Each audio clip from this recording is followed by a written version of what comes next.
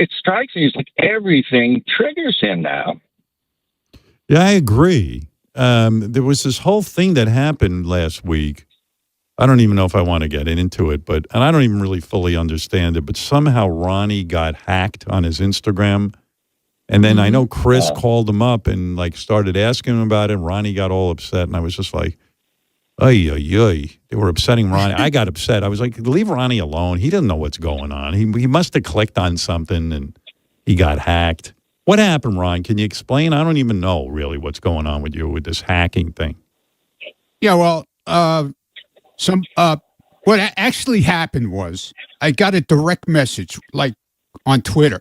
It wasn't Instagram. It was on X or Twitter, whatever you want to call the shit.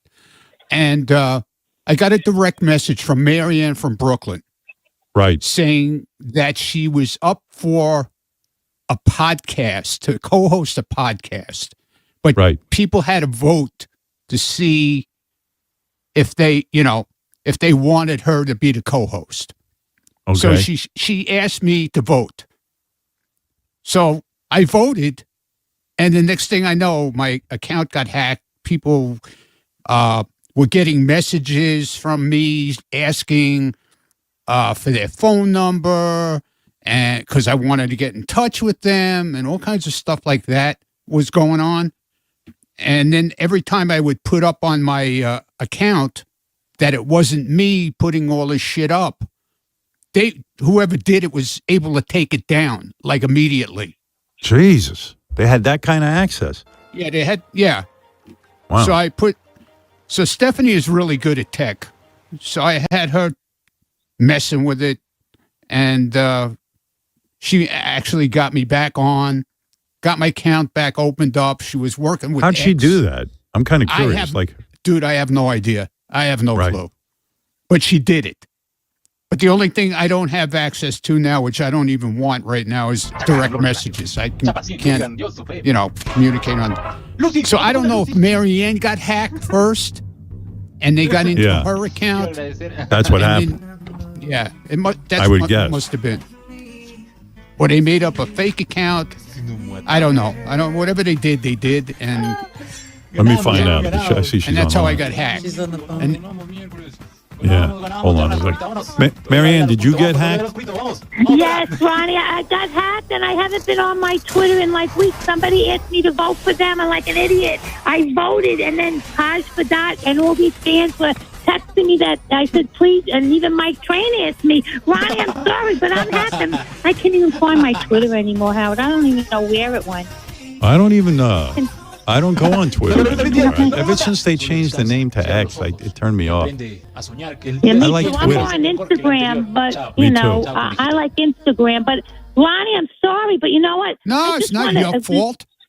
I was trying you asked me, it was like oh, hey, it's Marianne. I know Marianne. I talk to her all the time. And it was like, oh, could you help me out? I'm trying to get this co-host deal with this podcast. And of course I'm going to help her out.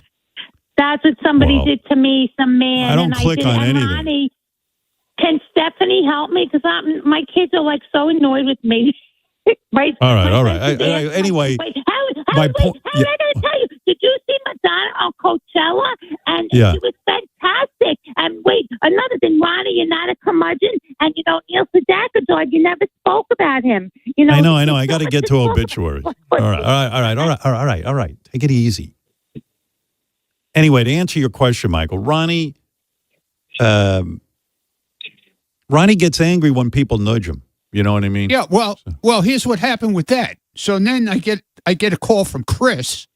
Right. And he's going, so you're up for a podcast. Oh, you're quitting the show, and are you going to badmouth Howard? Or are you going to tell all Howard's secrets and all this kind of stuff? And I go, what are you talking about? he knows I would never do shit like that. And then, and he keeps on going, is Bubba involved with it? Because I know he's getting under your skin. Yeah, it was. I heard the tape. I heard it. It was crazy. It was ridiculous. He was by the way, total asshole as usual. Ron, did you know that fake Ronnie? He got hacked too. Here he is, fake Ronnie. Oh, I can imagine, dude. What happened? Yeah. So open up Twitter, and I get a DM. I said, it looks weird. This is a weird link, but I clicked it and sent it to everybody. But then I told Stephanie, got to handle this. So this nice Nigerian prince reached out. I said, Stephanie, speak to the prince. And we're also coming into money, but he's going to handle all the IT shit. So, it's fine. So you got a DM saying, how much money was the Nigerian prince offering you? Dude, I don't want to fucking get into it, man, but I'm coming into some fucking good shit here, man. Yeah. So why does the Nigerian prince say he's giving you money out of all these people? Dude, I don't know what the deal was with him, man. He said we're fucking related or some shit.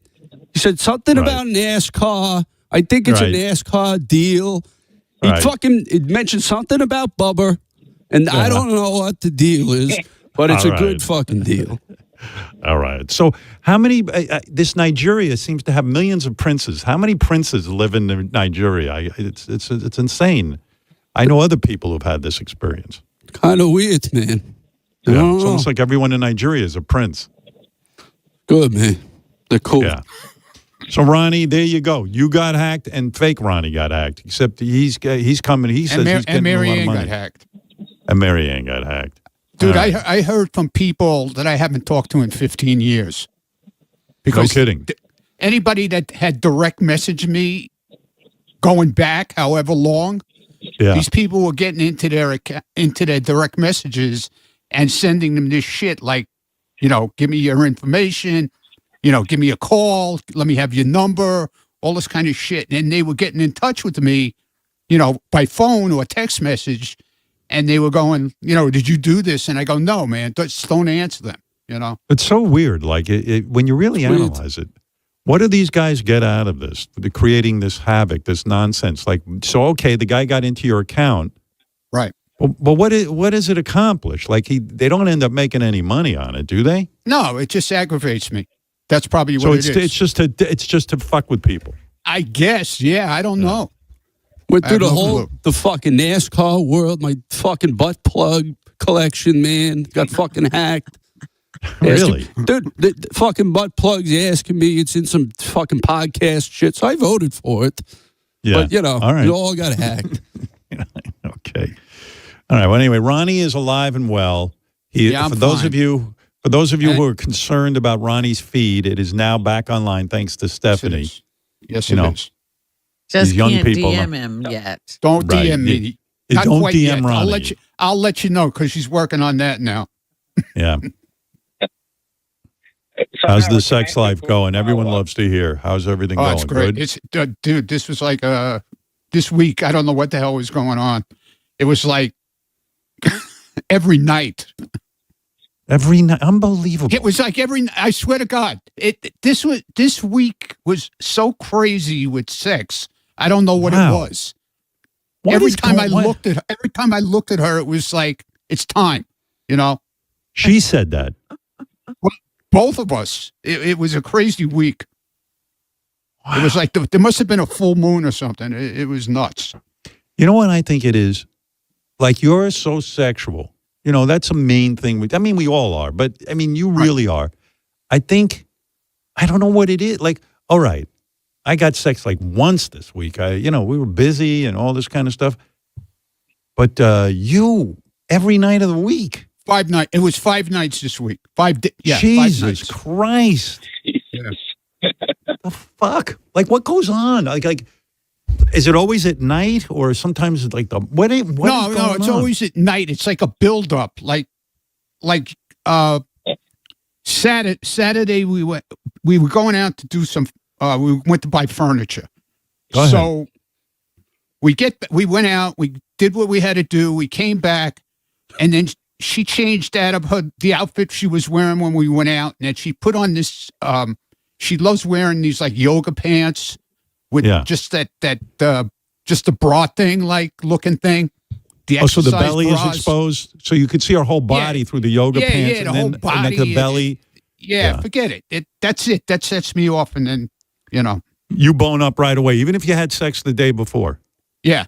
And what do you do every day? And that's what it was. Every day she was like when she got home from work, she would put on like one of those outfits, you know, like to make dinner or whatever, or just to sit around watching TV, or we were sitting outside and we got into a conversation, and I'm sitting there staring at her, and it's like, okay, tonight's going to be again another night. Jeez, it's shocking to you. Like you're like, yeah, it was shocking to me. It was definitely, this week was crazy. It was nuts. And every time you deliver a full load. I don't know. You'd have to ask her. But I mean, you have a load, right? I mean, you come. Yeah. Oh, Jesus Christ, you're amazing. It was. You know what? You're going to live forever, dude. You're going to live forever. You're going to live forever. I don't know about that. I'm telling you. I don't know. I was watching listening to some guys who have these podcasts on longevity, and they're saying you're supposed to reserve your sperm, not shoot it all out. For what? These assholes don't know shit. What am I reserving? What am I reserving it for? Yeah, for what? The grave? Reserve it. I have no idea. First of all, but this guy, I'll tell you what this guy's doing. He's tricking his body. His body thinks he's 16 years old. It doesn't know he's old. I'm telling you, but between Twitter and fucking, his body is being tricked. They're thinking he's a teenager. There are teenagers who can't keep up with Ronnie. Let me ask you something. Do you think she knows, like she wants it so bad that she puts on the yoga pants and the bra top, or do you think that like it just happens? Well, that's funny because I asked her that yesterday because I was watching my NASCAR race, and then what a man. I come out, and she's sitting there in that outfit, and I go, just like this, I go, so what does this mean? Again tonight? Wow. You know, 5 days a week is like the first couple of months you start dating. You know what I mean? Like this relationship is going very strong. And you know what's so masculine about you? If I can compliment you. You're watching NASCAR, and the only thing that interrupts you is fucking. You know what I mean? It's fucking awesome. This was after the race. No. That doesn't. That's even more didn't masculine. Interrupt the race. Yeah. Sorry, didn't. That's even more masculine. Pants on until fucking the Indy 500's over. Right. Exactly. What do you do then? Do you like just take her in the room and rip off her yoga pants? No, it didn't happen. It doesn't happen till at night. It's like all day it builds up. You know what I'm saying? I understand. And then by the time bedtime comes, man, I'm ready. You know. And so once you I might get smoke. the thought, no matter. I might smoke a little weed first. You know. Right. But once you get the thought, no matter what time of the day it is, it doesn't leave you. Yeah, that's right. No. You hold on. It stays all day. Believe me.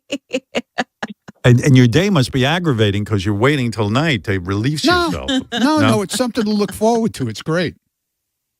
Sometimes I picture Ronnie like a caveman, like dragging her into the room, and just like, I've done that, but very rarely. Like sometimes, once in a while in the afternoon, like later in the afternoon. Well, now, like the job she's got now, she's not home much during the day. So you don't like what I think Robin's point is like, okay, you're building up all day, and then you get in bed and you're tired, and you're like, you know what, it was a good idea. No, it goes down. It doesn't go away. It doesn't go away. No. And then you instigate, like you start rubbing her ass and doing all your moves. Oh yeah. Well, like I said, this week was crazy. Like the minute she got into bed, it was like I'd grab her and we'd start going at it. Jesus. I saw her breathing, and I got a fucking bone. I was fucking hot, dude. Well, I'll tell you what, she must feel very loved. I'm gonna tell you that. So no porn. You didn't need the porn or anything. Out of the 5, one night, Saturday night. Saturday night was porn. Wow. Yeah, Saturday night was lesbian porn. Tube galore night. Lesbian porn. Nothing better than that. Yep. Oh, good for you, pal. Great stuff. I'll tell you. And I let her take control of it. She's got the remote, and she'll pick the whatever the video, and then sometimes she gets bored and she'll fast forward to the good parts. What are the good parts? Where they're going down on each other? Yeah. Yeah. Or they're in heavy makeout sessions first. Like really going at it. For me, the good parts are the story with the seduction. I like. I'm now very much into lesbian massage, where one of the girls doesn't believe she's a lesbian. I love that. And then I wait for that move where she don't touch me there. Yeah. She goes, wait. She goes, wait. What are you doing? You know, just this masseuse just touched her vagina. Meanwhile, I've been rubbing her tits for 10 minutes, and then I'm like, then she goes, wait. What is that? She goes, well, you know, I want to give you the full massage. I believe this will be very good for you. You need to relax. And she's like, well, I have a boyfriend. She goes, yeah, but he's not here. Who cares? You know, and she goes, well, all right, if this is what you do. Meanwhile, she's got a finger in her vagina. Right. I mean, but I mean, I like it. We were watching one with massage, and the massage girl had that, you know, that thing that they do your back with. It's got that big bubble thing at the end. It's like a little machine. It's like a vibrator almost. Yeah. Yeah, it's like but it's supposed to be for your back, you know, to make your muscles feel relaxed and shit. Yeah. So we're watching this one where she's doing the girl's back, and then she flips her over, and then she very lightly, she's like touching her nipples and shit with it, and then the girl's like moaning and going crazy, and then she moves down down her stomach, and then she touches her vagina like very lightly with it, and the girl's like jumping off the fucking table. You liked it. I liked that. Oh, it was great. I wish I had seen that. I don't have that. Lord. What about you, Ronnie? Ronnie Puppet or whatever we call you. What about you? Dude, I saw this one. It's the massage, and she's got that fucking thing. It's I think they call it a power drill. Yeah. And she starts fucking using it on the broad. And she's on it. She goes to the fucking moon, dude, screaming, going fucking nuts. Right. Boy, that puppet's got away with his story, I'll tell you. Yeah. Very good. Look like the fucking Home Depot and a pussy, man. It's fucking hot. Oh, my God. I'll tell you, Ronnie has more sex in a weekend than I do in a year. I mean, it's unbelievable what's going on. And, you know, it really is unbelievable. I hope people realize this is unbelievable. This is amazing, Ron. It's like being Superman. You have superpower. Is there anybody on the staff that's equaling Ronnie's numbers? No fucking way. I'll put Ronnie up against anyone. He's like the Mike Tyson of fucking. I'm talking about the man's age. So even those younger guys, they can't pull Ronnie's numbers. And he doesn't. No. And those guys take Cialis and all these things. Ronnie didn't take any of that shit except for horny goat weed, and he smokes a little weed. Shit. Yeah. Right. It's fucking incredible. I mean, I tried it. Like I said, I've tried that shit. It works. By the way, Stephanie must be fucking great in bed. I mean, from what you described, she's like amazing partner for you. I mean, she seems up for a good time all the time. They found each other.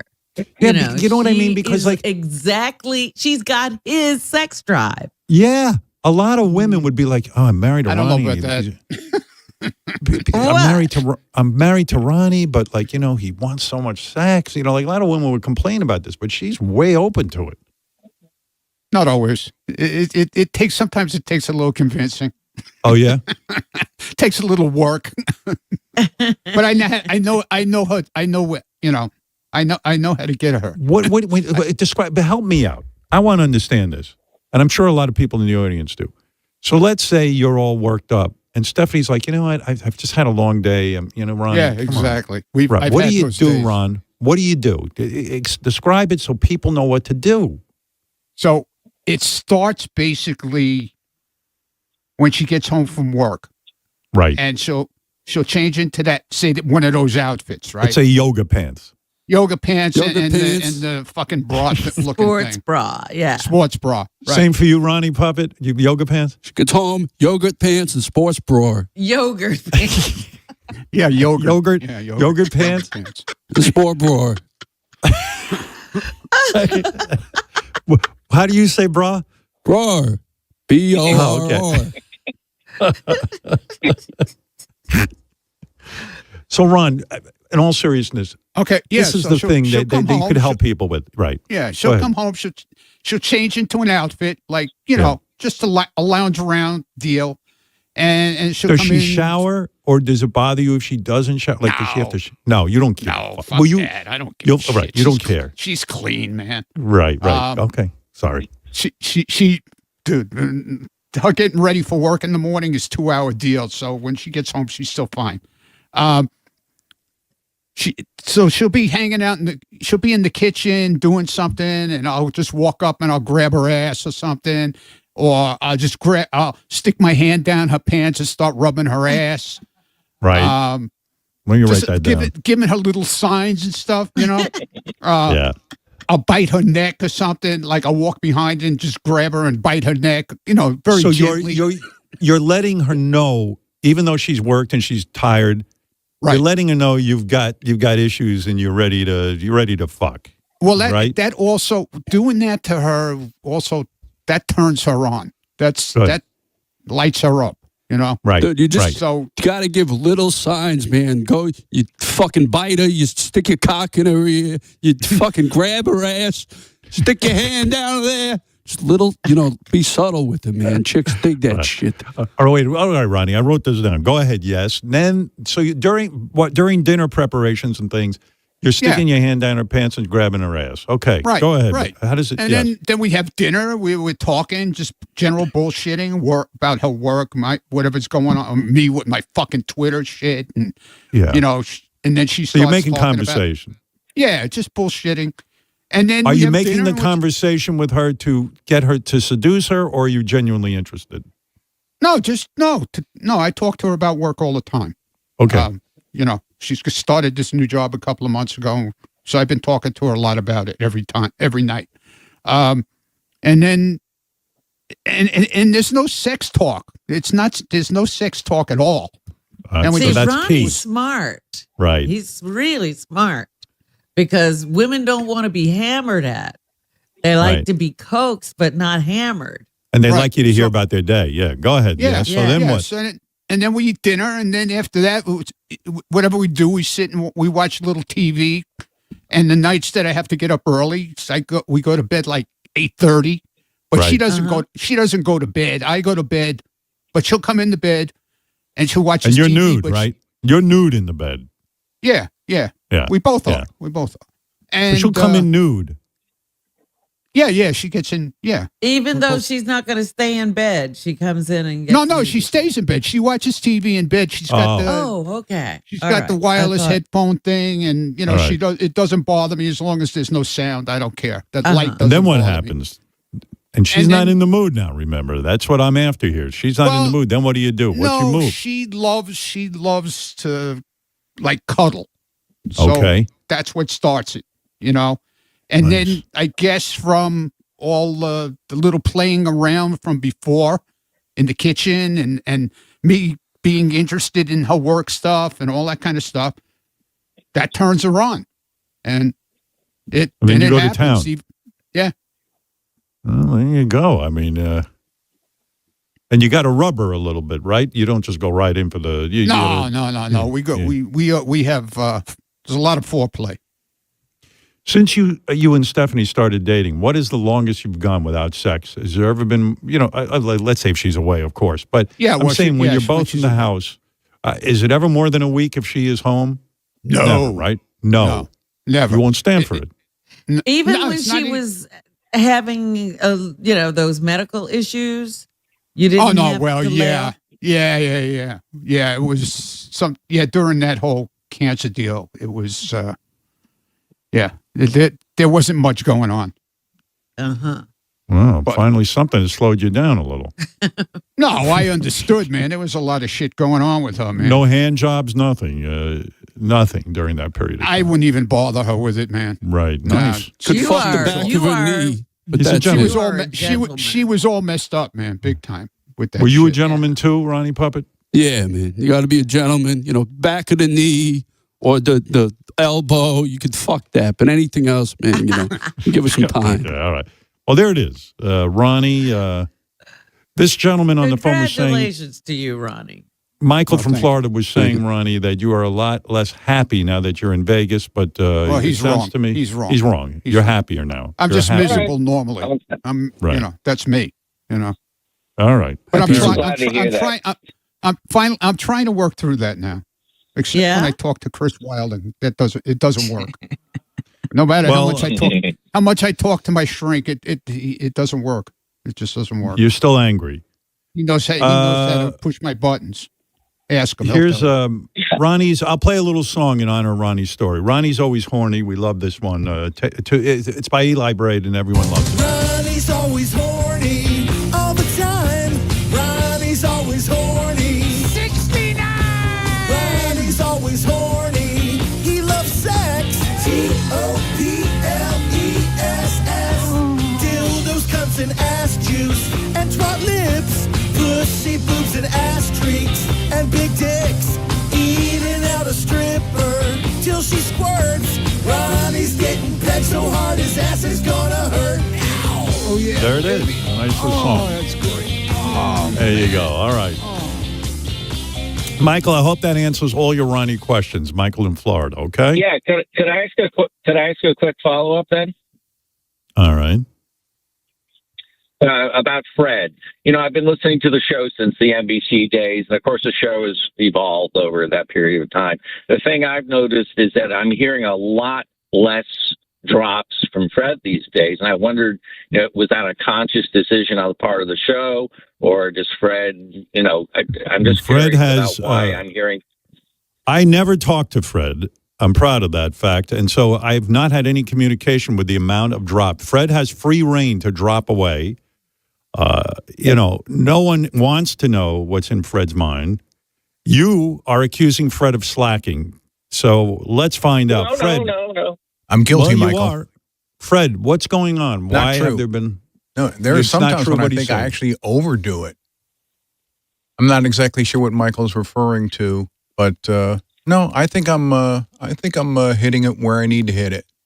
I mean, there's sometimes when, like, for example, there was a bunch of stuff going on with Ronnie and the Ronnie puppet and you, and I kind of lay back a little bit. So it's like there are moments when I kind of just ease back, but there are moments when I'm as obnoxious as I ever were.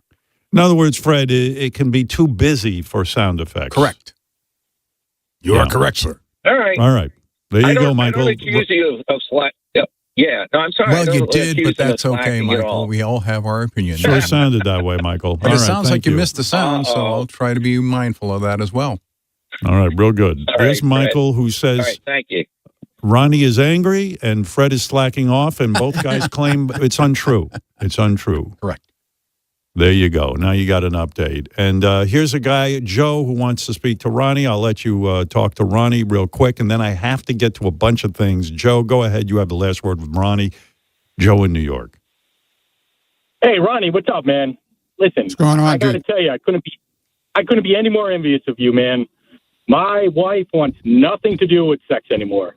We have 2 kids, and she's completely done with it. So, man, when you tell me these stories, it's just I got to say thank you, man. It's just so depressing hearing these stories some mornings. You know what I mean?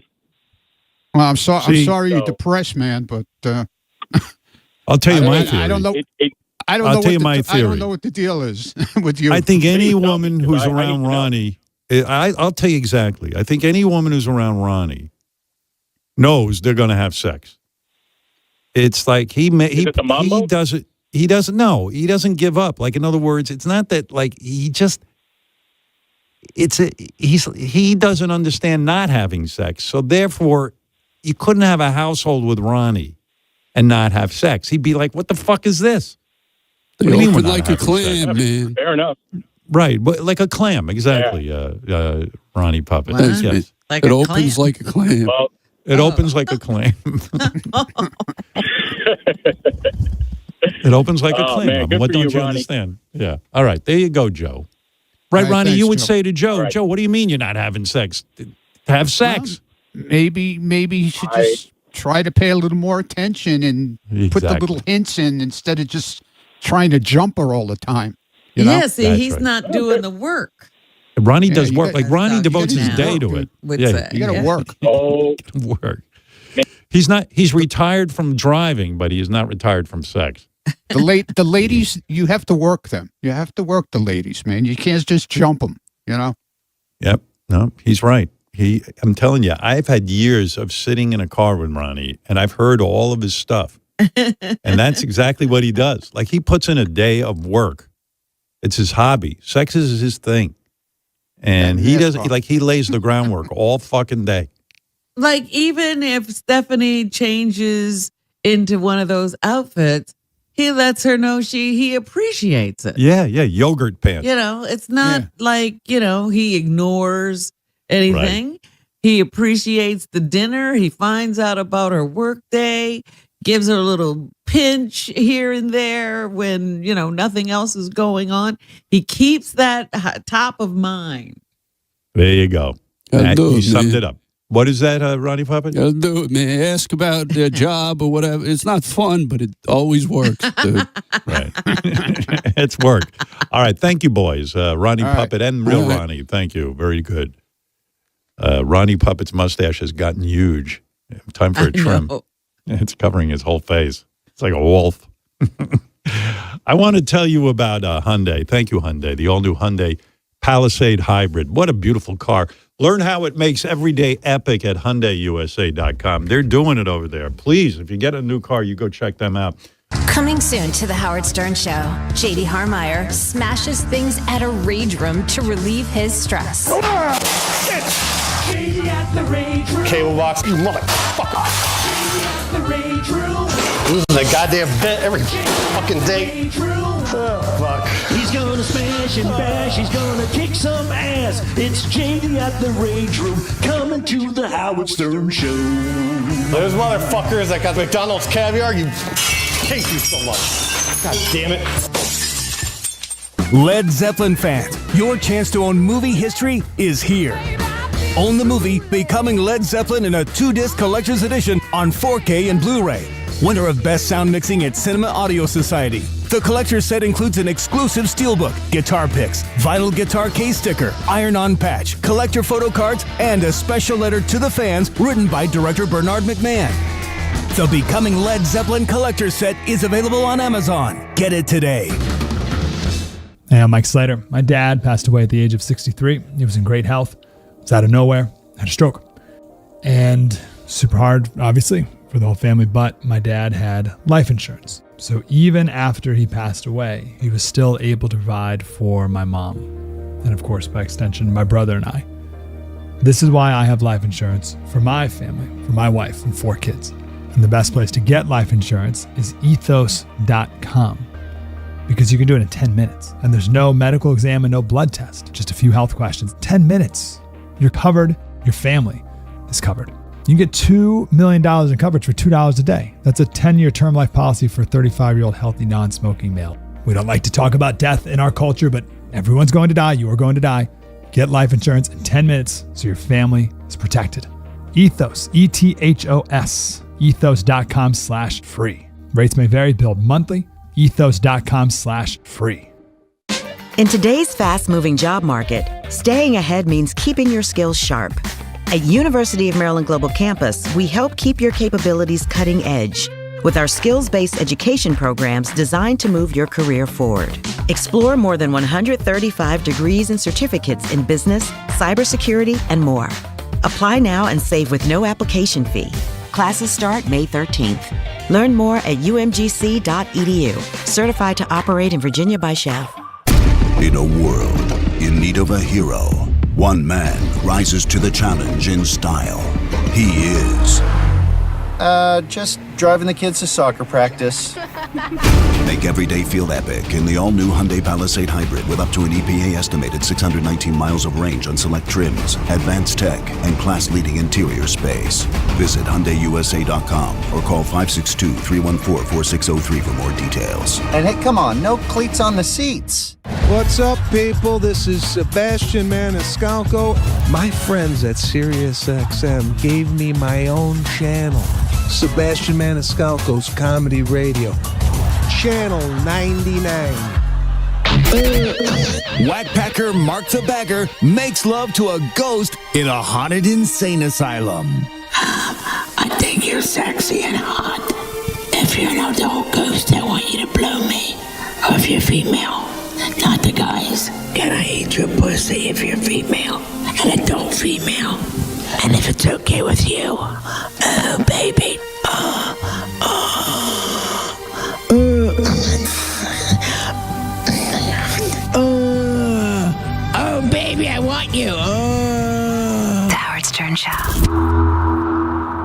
Ronnie, the limo driver, speaks to a HR professional. Sort of walk me through a specific time when whatever you did actually maybe unintentionally made a situation worse. We used to, every Wednesday, we used to receive cupcakes and cookies. The receptionist up front, I would tell her, would you like a cupcake? I'll bring one out to you because I know you can't leave the phones and all that kind of stuff. So I would do that, every week. And one of the people that work on the show took it as I'm like the master of the cupcakes. First of all, I never said I was in charge of the cookies, Jason. No, you I are. didn't see your big ass being a nice guy, setting the shit up. That's all I did. I got a little out of control. What does that mean? Well, we had a yelling match, and he kept egging me, and I kept getting madder and madder about it. You big fat fuck anytime you want outside. Bye, limo driver. Anytime you fucking want. And I threw a garbage can at his chair. Fucking stick your tongue out, you motherfucker. Ronnie, you're gonna get yourself in trouble.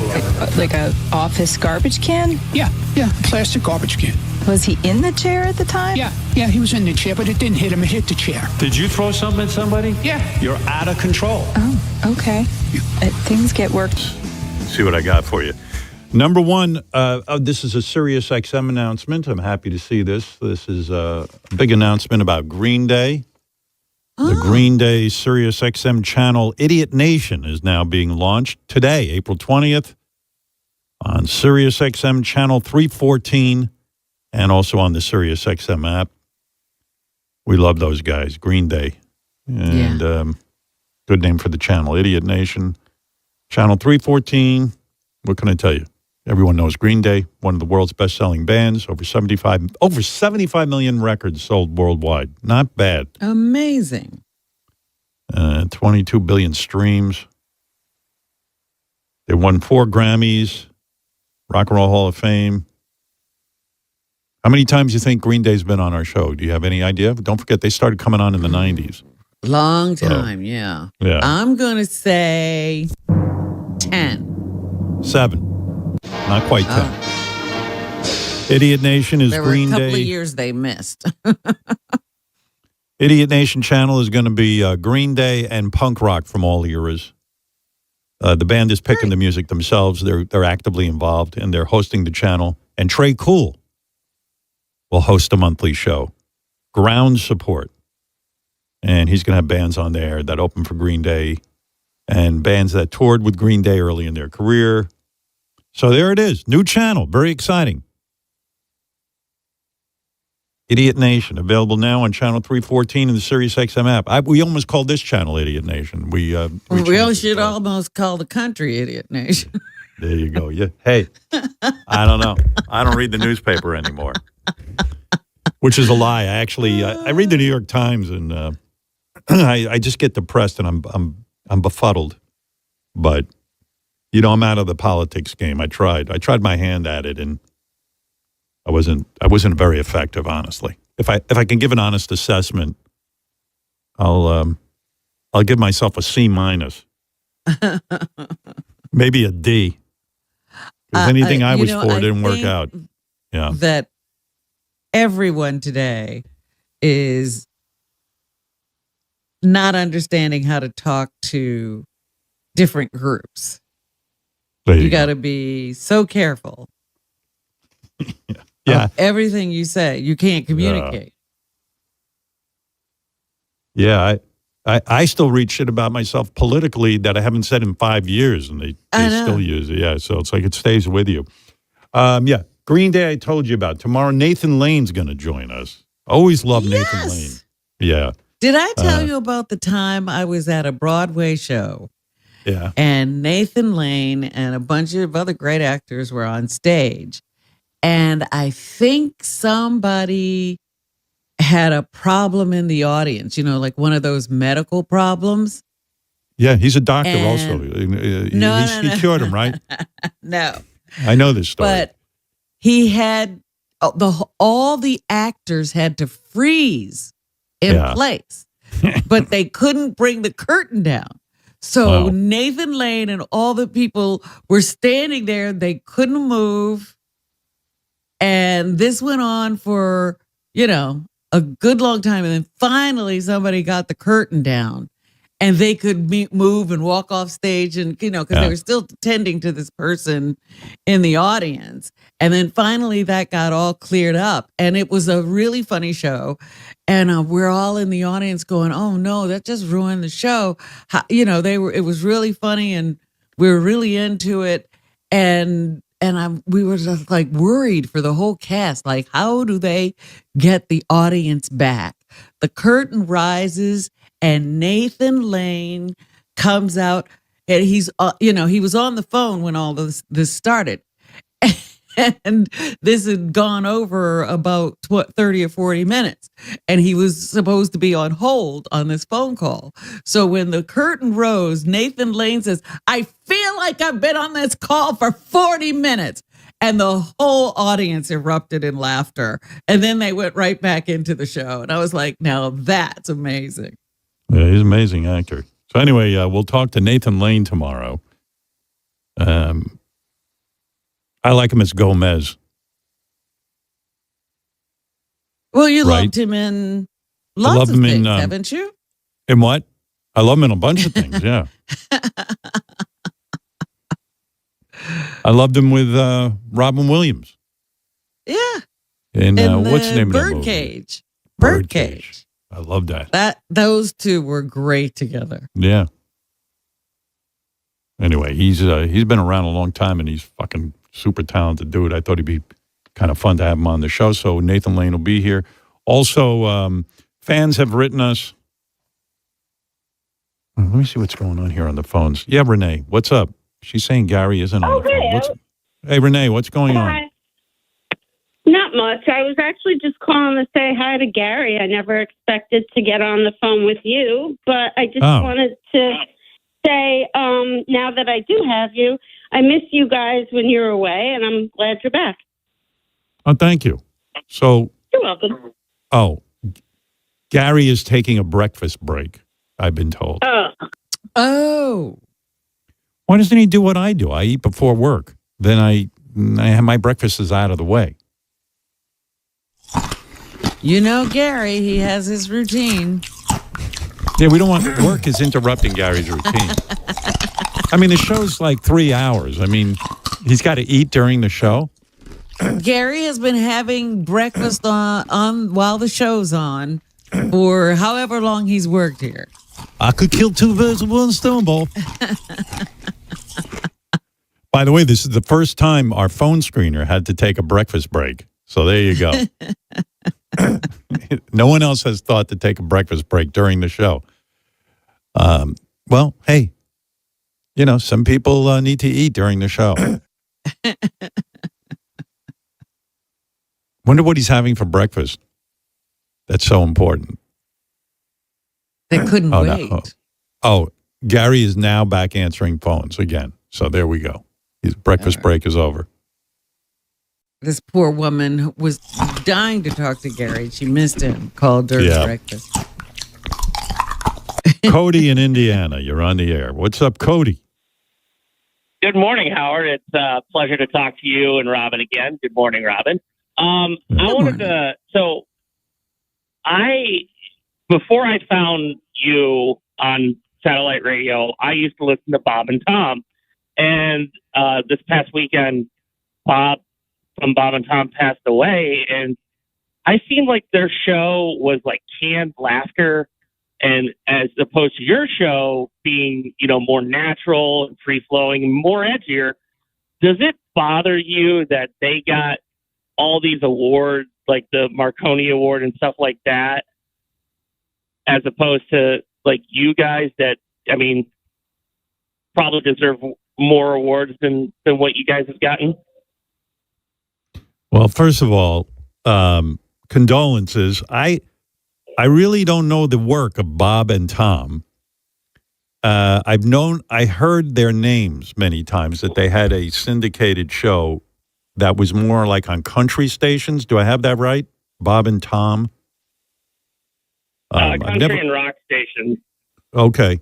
Well, I don't really know. I don't know much about those guys. I've literally never heard even a tape of Bob and Tom, but I know the name Bob and Tom, and I imagine they were very successful.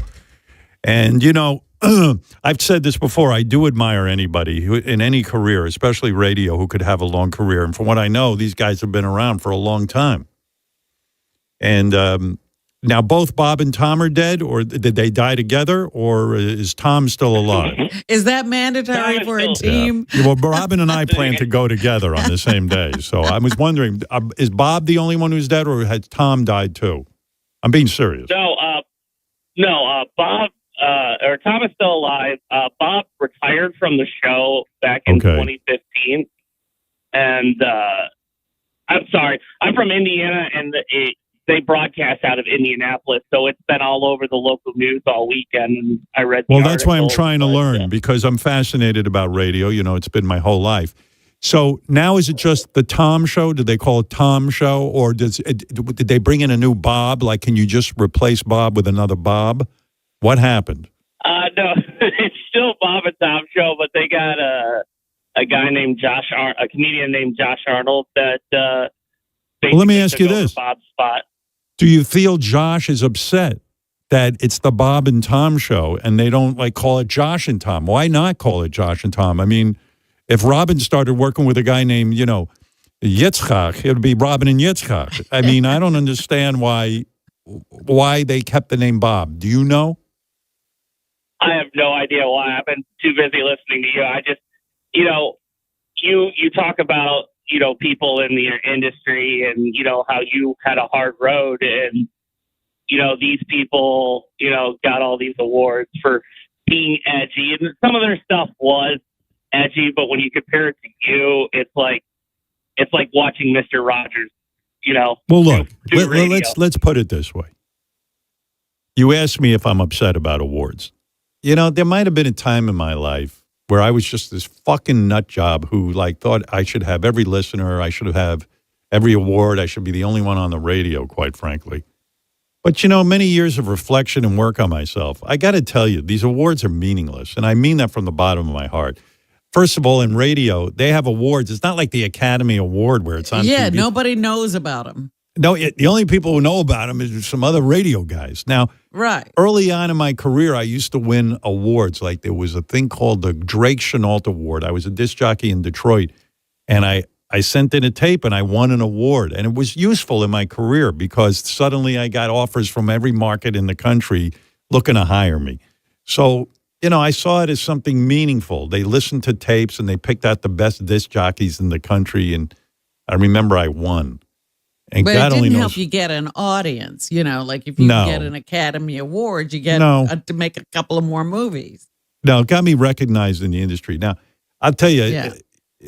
I won a Radio Hall of Fame award. I was like, I didn't even go. I mean, I don't care about that stuff, and I'm not even sure there really is a Radio Hall of Fame. From what I understand, it doesn't. I won an award. Where do you see Now the that- Marconi Award? I don't know. Marconi, I might have won that award. I don't know if I even won it. If I did win it, I probably didn't go to get it. So I don't have it. Maybe they mailed it to me. But these awards are meaningless and stuff. And let's face it, I'm someone whose career is, people look at me as if I'm like a monster or something. They don't think of me to give me an award. You know what I'm saying? They're too controversial or something. I don't know why. I'm an entertainer. I sit there, I talk to people, and I try to entertain them. But Bob and Tom, I don't know their act. But there has to be something good there if they've been on all those radio stations and they could command an audience. I can't tell you how many guys I know who would, you know, give their left nut to have Bob and Tom's career because they lasted a week in radio, or they were on for 2 years and then they got fired because they couldn't get an audience. So I don't knock Bob and Tom. You know, that'd be foolish. I say, God bless them. I mean, Bob and Joshua, or Tom and Joshua, whoever the fuck is on that show. Right. But and I don't I'm get also- jealous. And I don't get jealous of Bob and Tom either, if that's your question. No, I'm not jealous. My career is, look, as far as I'm concerned, I don't know. I think I got to be the best guy ever there was on radio. And what does that mean? In terms of longevity, in terms of success, in terms of creating a whole new company, I wasn't the only one who created this company, but I had a big part in it, especially in the merger. I look back on the accomplishments of my films and my videos and TV, whatever the fuck I did, and especially the radio show, and then syndicating the radio show and all those battles and fighting the FCC. When I look at it, it's been a very fucking spectacular career. But how many? I got nothing but pride. How many radio stations did you take from worst to first? I don't even know how many. It was just crazy. A lot. Yeah, and it's all good. Yeah. So how am I going to be jealous of Bob and Tom? I'm happy for them. What am I going to do? Well, I wasn't saying like jealous of them per se. Are you more mad at the industry for not giving you more awards? But you kind of my industry. My industry doesn't even have a credible award. Nobody gives a shit about this industry. Now it's filled with people broadcasting from their basement. It's over. It's over. If I had to get into radio now, or whatever they call radio, podcast, I wouldn't even know what to do. How the hell would you? I watched an Oprah podcast yesterday. There you go. Oprah. She's so skinny now. Oh, it's crazy. Yeah, and she's like inviting this woman, come on into my podcast on my porch, my front porch. Yeah, there you go. Everybody's sitting on their porch broadcasting. There's so many broadcasters now. I don't know what musicians do now. I don't even understand the business. Record companies are meaningless. People sit at home, they record, and then they just put it out on the internet. It's like fucking Wild West. It's a different world we live in. When you said that 75 million records for Green Day. I'm like, wow, that's like a blast from another era. When I came up in boast those numbers these days. When I came up in radio, I was so clear on what I needed to do. I looked at the landscape and I went, every fucking town I go to, radio sucks. It sucks so bad. There's nothing on. Even like talk shows, no one even gave an opinion. And I went, I know what I need to do. I need to get on there and fucking just be real. And like I had a game plan, you know what I mean? And yeah, it took years to perfect and all that other shit. But nowadays, it's a whole different world, man. Nobody knows Everybody's what to do. real. Everybody's real. Everyone's real. Everyone's too fucking real. You got a guy with a microphone in his bathroom taking his shit. What are you going to do? I mean, there's nothing left to do. It's over. Well, they're copying off of Richard Christie and shitting, you know? Yeah, I mean, we've done that. I love Richard. Richard came to me the other day. And I'll tell you a good story. Maybe you tell me, Cody, if you want to hear this, and Robin, you too. So Richard comes to me about 2 weeks ago. He says, in honor of my birthday, you know how fucking slow this hillbilly talks. Right. He goes, in honor of my birthday, I want to do a new stunt. So I go, what do you want to do? He says, what I want. I said, you've done everything. He says, well, I want to come in there naked, fully nude. I go, okay, you've done that before.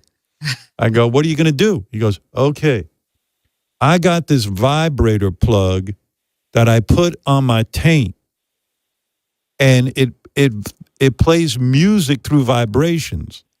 And no matter what song you put on, my taint can tell what song it's playing. I go, let me think about this. You're going to be naked. We're going to strap you to a butt plug kind of situation. And then he's going to have his legs up in the air so it can be on his taint. Yeah. Okay. So wait a second. So, and I'm listening to this whole thing, and I hear the vibrating thing, and it's, makes noise and everything. And I go, you know what, Richard? No offense and happy birthday and all this shit. But dude, it doesn't seem like we should do it, So that'd be a October event. I think so, Cody. So then I said to myself, well, I forgot about it, and that was it. I said, it's just another one of Richard's ideas that we're just not going to do because he's pitched up. And it always starts off with getting naked. Well, yeah, he wants me, like his biggest thrill, he said, would for me to chloroform him on the air. Yep. And then take off his clothes, and then when he wakes up, he'd be like in women's clothing. Like he would be nude. Well, you're going to be in the trunk of a car. I didn't say that. But then I said... he said that. Yeah. Why do you want to be in the trunk of a car? I forget. I think that was part of the fantasy originally, or maybe a movie that one of us had seen. Okay. So I said to Richard, look, with this butt plug thing that can do music, I said, I don't think I want to do it. I'm going to pass on it. And he was like, well, okay, it's there if you want it, but I thought it'd be good for my birthday. Anyway, one of my brother-in-laws came to both my brother-in-laws came to visit me. And we're sitting and talking, and they're big jocks, you know, and they like the show. Let me get some water. Give me a second. Hot water. I don't have any hot water. I got warm water. I got bottled water. Hold on. Got to wet my whistle. Oh, shitski, witski. Anyway, so Richard says to me, you know, I want to do this thing. And I was like, I'm walking with my brother-in-laws. And I said to him, they go, hey, you know, they love Richard because they're jocks. Oh, They both played Division I ball, and they love locker room humor. They drink good beer, too, right? You said they brought their own beer once. Yeah, what are those called? IPAs or something? IPAs. Yeah, Imperial. Oh, my God. My brother-in-law, Doug, shows up at my house. He comes in with his suitcase. Big fucking suitcase. I go, oh, my God, you brought, how many days? You're only here 2 days. How much clothing did you bring? He says, no. He opens it up. It's filled with beer. Yes. I love it. Man after my own heart. Yeah, the two brothers love this IPA beer or something that they can't get here. So good. Yeah, I go, dudes, for 2 days, you can't go without that beer. We got other beer. We got the whole refrigerator stocked up for you dudes. There's IPAs all over the place. Maybe you should try some new ones. No, they had to have this. The whole weekend revolved around these IPAs. And of course, golf. I watched the Masters with them because they're so super obsessed. They're real men. Like, these dudes are 6'7". They were practically pro athletes.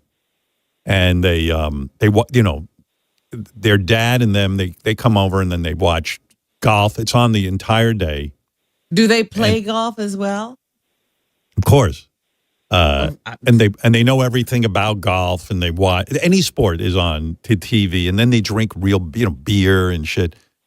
And I feel like a woman. I just sit there like in a feminine way. Do you and I sit go, there, or do you know what's going on? No, I go, yeah. I go, I'll watch this shit. Do they offer I'm like, you a beer? No, they know I don't drink. I'm because it was a big deal, the Masters this year. I'm like a big ugly girl to them. And then I try to join the conversation. I go, how about that Tiger Woods? Meanwhile, Tiger Woods hasn't played Tiger Woods forever. is in a hospital somewhere. Yeah. There was some guy named there was some guy named Rory. McIlroy. Rory was the guy. Rory McIlroy. He won it for the second time 2 years in a row. He couldn't win it for so many years. And now he's done it twice, back to back. And he almost blew the lead. And managed to hold on in that. I sit there like an expert. I sit there like an expert. I'll go, how the fuck did he hit it there in the sand? You know, what's wrong? I mean, that's a guy's whole life, and that's how's that? I try to act like I know what I'm talking about. And I'm sure they're like, what a douche. But anyway, so I said to them, we're all sitting around, and I go, they go, well, what's with Richard? He hasn't done anything in a while. I said, no, he does a ton of shit, I go, he approached me about this crazy stunt where he wants to be nude. They're already laughing. And I go, he wants to be nude, and he wants the butt plug near his taint, and then he puts it on the taint, and then it vibrates, and he can tell you what song is being played.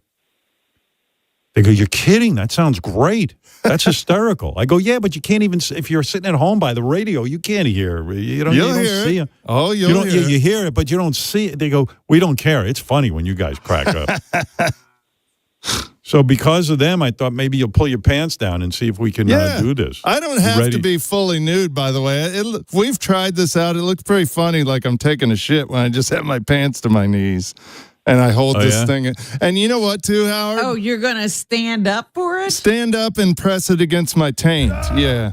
That's why All right, tell me how Cody, you want to hear this? Yeah, I'm down for Richard doing this. I'm a big fan of Richard, so yeah. Thank you. All right. Well, I had put the axe on this, Robin, but I'm obviously wrong. I'm out of touch.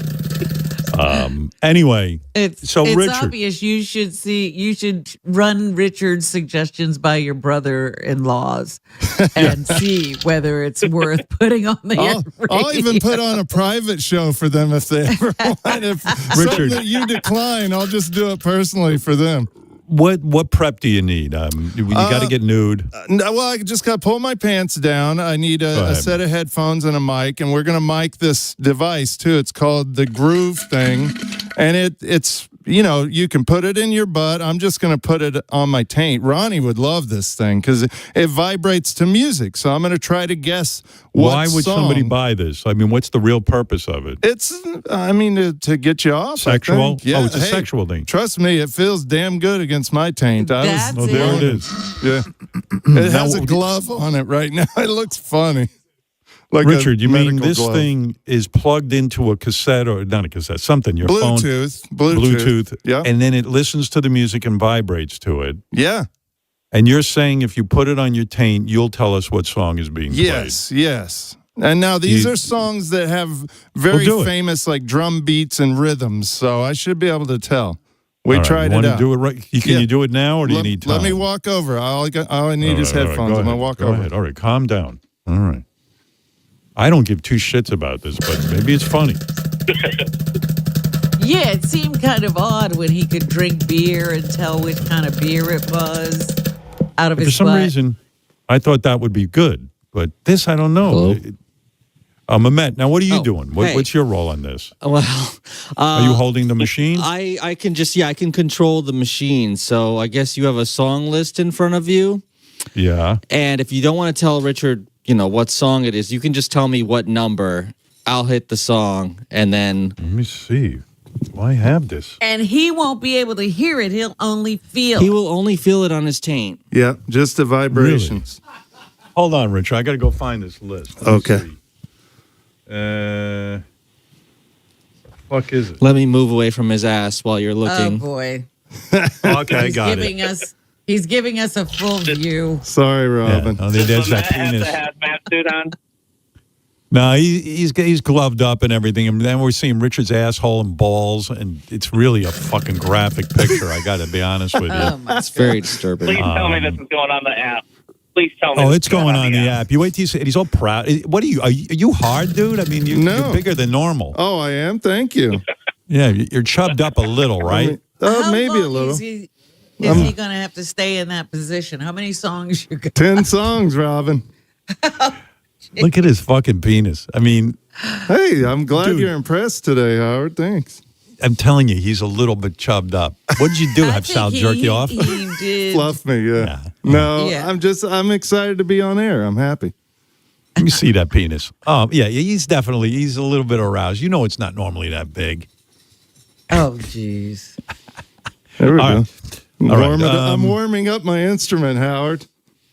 All right, Mehmet, what are you going to do? Now, Mehmet, you ready? Yeah, so, obviously don't say the name of the song. So right. Richard hasn't seen this list. Just give me a number. I'll hit it. All right, number 10. Do number 10. I don't think he'll be able to get this. Okay, number 10. All right, here we go.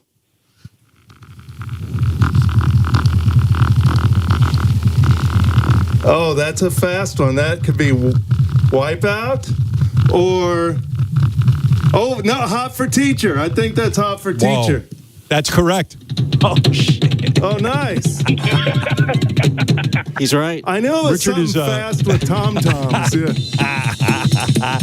Richard's bent over. There's a butt plug like on his taint. And all he feels is... It feels good. Richard just came. All right. Yeah, I like it. This thing is awesome. I might do you have want to to try get another one from song? my house. He's going to take it home. Can I? Do you guys think that's funny? I mean, did you enjoy that? I mean, I don't know. Yes. You did? 100%. Okay, all right. That is hilarious. All right, try into a game too. Here's one I don't think he's going to be able to get. Wait, try a hard one. Playing. Yeah, start a new one. Oh, yeah, we're going to start a new one. All right, you ready? Is it quiet now? Everything's relaxed back there? Yeah. Where is the butt plug on your taint? Like, is it like right? Let me see. It's right under your balls. Yeah, yep. right under your balls. Right on the back of his balls. Yeah, look at that asshole. It's like a fucking mile wide. Jesus Christ. I'm an aggressive wiper. That's probably why. Yeah. I bet you JD is loving this. He loves when he does shit like Come this. in, JD. Come watch. Maybe you Mamet. can guess. You're sir. really close to Richard's asshole with that equipment. Is it smell at all? Because he never bathes. Of course, yeah, it smells, but no worse or better than it always does. What does it smell like? Ass? Yeah, like homelessness and ass. Yeah. Right. Sorry, my man. Hey, this would you don't have to Zoo- stay bent over, Richard, while we're talking. Oh, okay. Sorry. Yeah, because his whole asshole is open up and it smells I really. wanted to be ready. Yeah, Richard. Would Zoo be a good comparison? Like when you're walking through an animal zoo, is that what Richard smells like? Yeah, kind of. That's not far off. Like the rhino cage or something. Yeah, because Mamet has to mic this whole thing and run the phone, so it's he's pretty up. He's pretty close to that. This was ass. partly his idea, so he deserves to have to do this. Thanks. All right, here we go. Okay. So give me a song number, Howard. I'm going to give you a number. What do you think of number 7, Mamet? I think this would be almost impossible. Yeah, number 7. Okay, all right. Let me. All right, here we go. I'm dialing up the vibrations as hard as they go. Okay, number 7. Ready? Yeah. Oh. Oh. Oh. Oh, that one, I like this beat. Feels damn good. Is that? Oh, wait. Tom Sawyer, Rush. Oh my Is God, that he's Tom right. Sawyer? Get out of here. How the Nice. hell are you doing that? Neil Peart, the legend.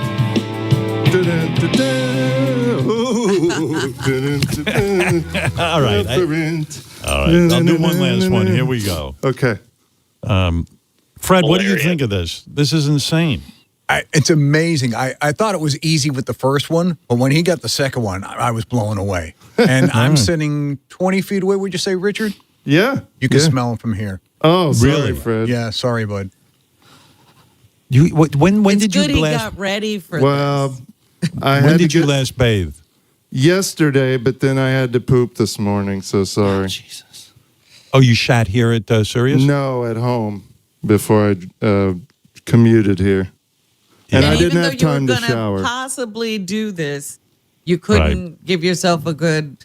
Yeah, but it Wet down. adds to the bit. You know, it's funny that Yeah. Mamet has to smell my stink. It really adds to the bit. All right, try. Why don't you try? By the way, Howard, I'm like shaking nervous that I'm gonna get one of these wrong. Like I can barely hold my How about mic. number 2? Yeah, I was just going to say number 2. That's a good one. All right. Okay. Let's see if he can get Turning that. the volume all the way down and the vibration all the way up. Here goes number 2. Okay. Oh. Wait. I don't hear the. Oh, here put it the is. microphone on. Oh. I like this one. Oh. My hero, Foo Fighters. Wow, right again. Nice. Dave Grohl. Oh my Legend. goodness! Wow, amazing. His asshole. Oh, it feels good. I love that drum. All right. Put that sneaky asshole back in your pants. Is that it? We got a bunch That's more it. songs. No, it's all right. You've Okay. proven the point. I want to do a concert. Save those for your party tonight at home or something. That's right. Save that for your wife. Okay. Oh, she doesn't want to have anything to do with this. Well, congratulations, Richard. Yet another useless talent that you have. And here is the song, Richard is Gross. Richard, You can put anything in my asshole. how did you become so vile and gross? You dare me to lick it? Richard, Fried bull balls are so good. your mouth is full of teeth that are yellow. You eat roadkill and wash it down with your own snot. Should have showered today, but I guess you forgot. Yeah. Have you heard of soap? Richard, you're so gross. I didn't know nose picking and booger eating was against the rules. I'm sorry. There it is. All right. Well, thank you, Richard. Happy Thank birthday. you. That was fun, Howard. And I hope Beth's brothers love that. They're awesome. I want to have a beer with them one of these days. Absolutely. Not at my house, but go ahead. Okay. Thank you. Thank you. Yeah. There, I did it. He I did the scented bit. up the whole room. I just don't understand how he can just go ahead with a smelly butt. and say, yeah, I'm ready right now. All right, listen, I got to take a break. The Stern Show correspondents take you around the globe. Coming soon, Wolfie embeds with a jizz mopper. What exactly is the jizz mop used for? I don't want nobody to slip on any jizz. Chris Wilding spends a day with genuine ladyboys. Do you try to hide the penis? No, we are ladyboy, we're not a woman. And Sal records JD at a rage room. Fuck. The Stern Show correspondent team, going there so you don't have to. Thank God they do that. Hey, I'm Mike Slater. My dad passed away at the age of 63. He was in great health. It was out of nowhere. Had a stroke. And super hard, obviously, for the whole family, but my dad had life insurance. So even after he passed away, he was still able to provide for my mom. And of course, by extension, my brother and I. This is why I have life insurance for my family, for my wife and 4 kids. And the best place to get life insurance is ethos.com. Because you can do it in 10 minutes. And there's no medical exam and no blood test. Just a few health questions. 10 minutes. You're covered. Your family is covered. You can get $2 million in coverage for $2 a day. That's a 10-year term life policy for a 35-year-old healthy non-smoking male. We don't like to talk about death in our culture, but everyone's going to die. You are going to die. Get life insurance in 10 minutes so your family is protected. Ethos, ETHOS, ethos.com/free. Rates may vary, billed monthly. Ethos.com/free. ZipRecruiter is the place. ZipRecruiter is the place for talented teachers, savvy software developers, and master mixologists. ZipRecruiter is the place where you meet all these people and more. That's because ZipRecruiter is the place for job seekers who are looking for new opportunities. In fact, ZipRecruiter helps 10 million people with their job search every day, so you can find the right candidates right away. It's no wonder that ZipRecruiter is the place for skilled skydiving instructors, accomplished airbrush artists, and proficient pediatricians.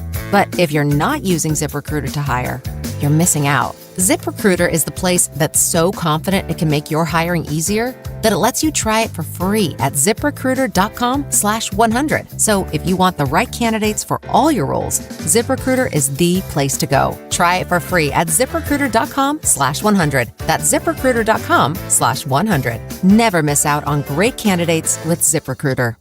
Our good friend Nikki Glazer, fresh off the Golden Globes, has a brand new stand-up comedy special called Good Girl, coming to Hulu on April 24th. I always love Nikki. Been on our show a million times. She's A-list now. She is way into all the hot parties. Yes. And all the gatherings with all the stars. To me, she was always A-list, but Good Girl is Nikki's 5th stand-up special, which she performed to a sold-out crowd in her hometown of St. Louis. And in this new special, Nikki delivers more of her brutal honesty. She talks about aging, beauty, fame, everything from anecdotes about her sex life to topics like mental health. No subject is off limits, as we know about Nikki. Don't miss Nikki Glazer's new stand-up special, Good Girl. In fact, when David Spade was in, he was talking about working with Nikki. They're going around doing a bunch of shows. That's what it was, too, that he mentioned her. It's called Good Girl, and it's coming to Hulu on April 24th with Nikki Glazer. Tired of the same old game night? Switch things up with Chumba Casino. Play over 200 free online social casino games. From classic slots and blackjack to exclusive in-house favorites you won't find anywhere else. However long you got, you can play your way, anytime, anywhere. Make your next chill night a little more fun with Chumba Casino.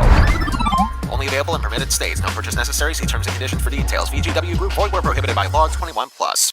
Urban View. We're talking powers. It becomes action.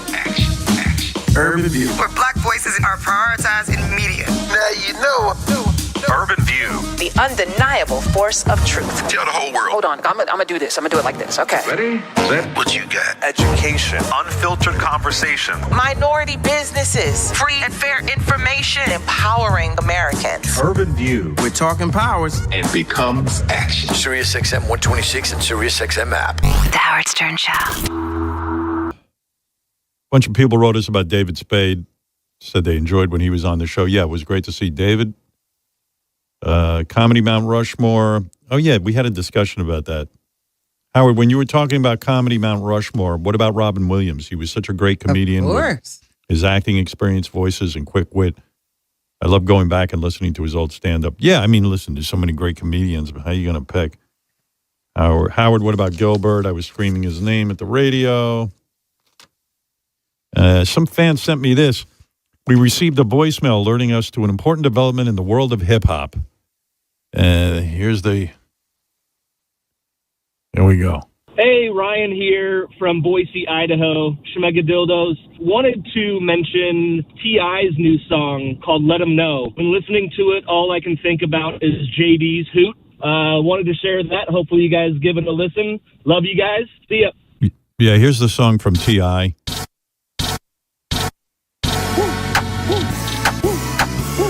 Does sound like JD's in the mix. I was going to say, did they sample JD? Could be. I mean, there's JD's hoot. That's his actual hoot. Yeah. Pretty close.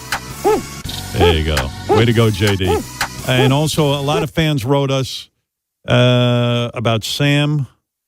They say I'll just say this. The audience is obsessed with the fact that Sam, who works on our show, has a passion for eating ass. Guys really love this. Women are curious about it. Howard, Sam needs to be on the air every day talking about kinky female shit.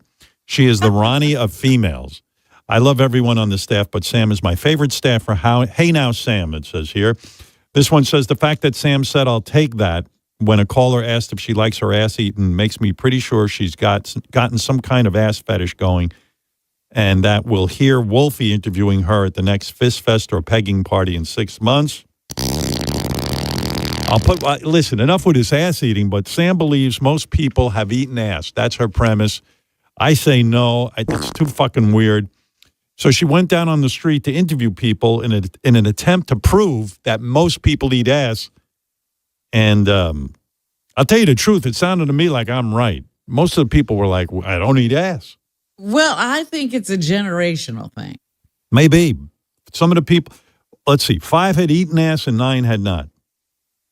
So here you go. Have you ever eaten ass? No. Would you try it? No, I don't think it's my thing. What if they just got out of the shower? I don't think it's a hygienic thing. Nah, not yet.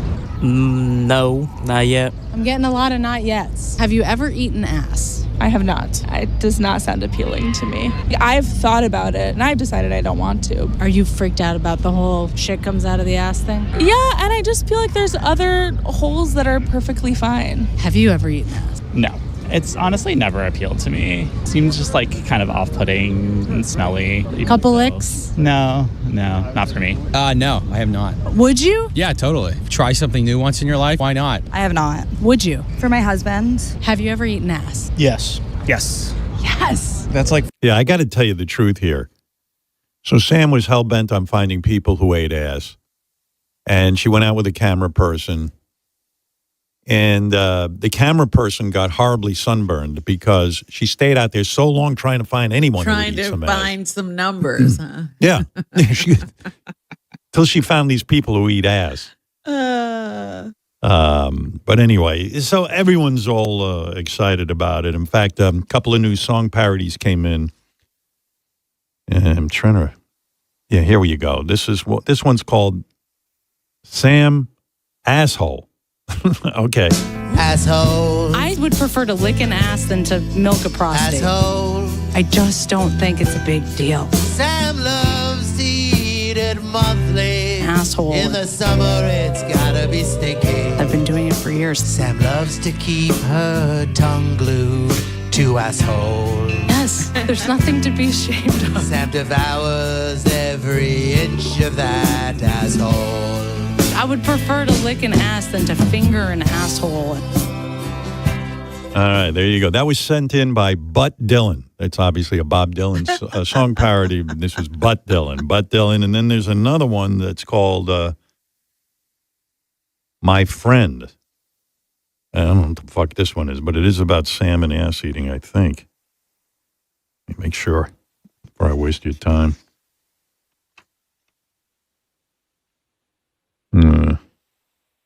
Maybe not. Not sure. I don't know what it is. What do you mean? You don't know what it is. I don't know. I'm not sure. Anybody know if clip 6 is a song about Sam and ass eating? Oh, okay. It's not. I thought so. All right.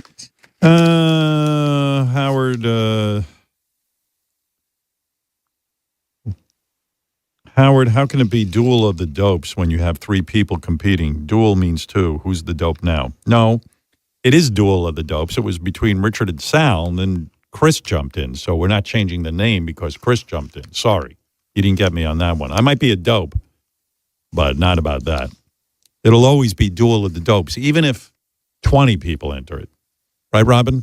We don't change names. That's right, because right. Dopes implies there could be more than 2. That's right. Last week we aired Grossfest. Oh, yeah, that's right. Oh, yeah. One of these moments included Richard eating Gary's nose hair. Remember that from years ago when Richard ate Gary's nose hair? Yeah. Richard's done more internal damage to himself than Keith Richards, as this guy wrote in. Richard has the brain of a 1-year-old. He puts everything in his mouth. Eating Gary's hair is the least gross thing about Richard. All right, there you go. Let's go to Jim. Jim in North Carolina, and then I got to take a break, and then we got a whole bunch of other stuff to get to. Go ahead. Howard, considering all their personality traits, et cetera, who do you think is a stranger person, John Hine or Fred Norris? Fred is more bizarre than John Hine's not all that weird. That? You don't. Of course. You know that. Well, what do you think? There are things about John. I think, he covers things up. He has road rage, a very severe case of road rage. He does that thing at McDonald's where he stands in front of the cash register and won't let anybody else order. He doesn't want people in the elevator with him. He has a lot of things. Yeah, you're right. You got me thinking, but Fred wins. No matter who you can't take away my crown. Come on. Yeah, no matter who you pair Fred with, he's always the weirder one. Yeah. Yeah, look at Fred's criteria. Himself. The shovel in the car all the time. Remember that? Fred I remember that. John Hine, you talk to him, it's a normal conversation. Fred's out there, man. He's out there. All right. Don't worry, Fred. You're number one in my book. Thank you. Fred, he ate the go same away, thing Jim. every day. I'm still winning. John with his and I think you are winning. Habits. I was just... What? John's I think you are winning, Fred. I was just going over everything. Yeah. Okay. Thanks, Jim. Yeah, get a podcast. Yeah, Robin's right. John's got strange eating habits, but Fred has really weird eating habits, but you don't hear about him anymore. We just don't ask.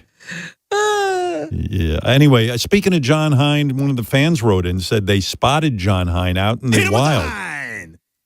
Howard, I'm dropping a bit of gossip here. I was surprised to see John Hine at a weed dispensary on Saturday morning ahead of the Michigan Final Four game.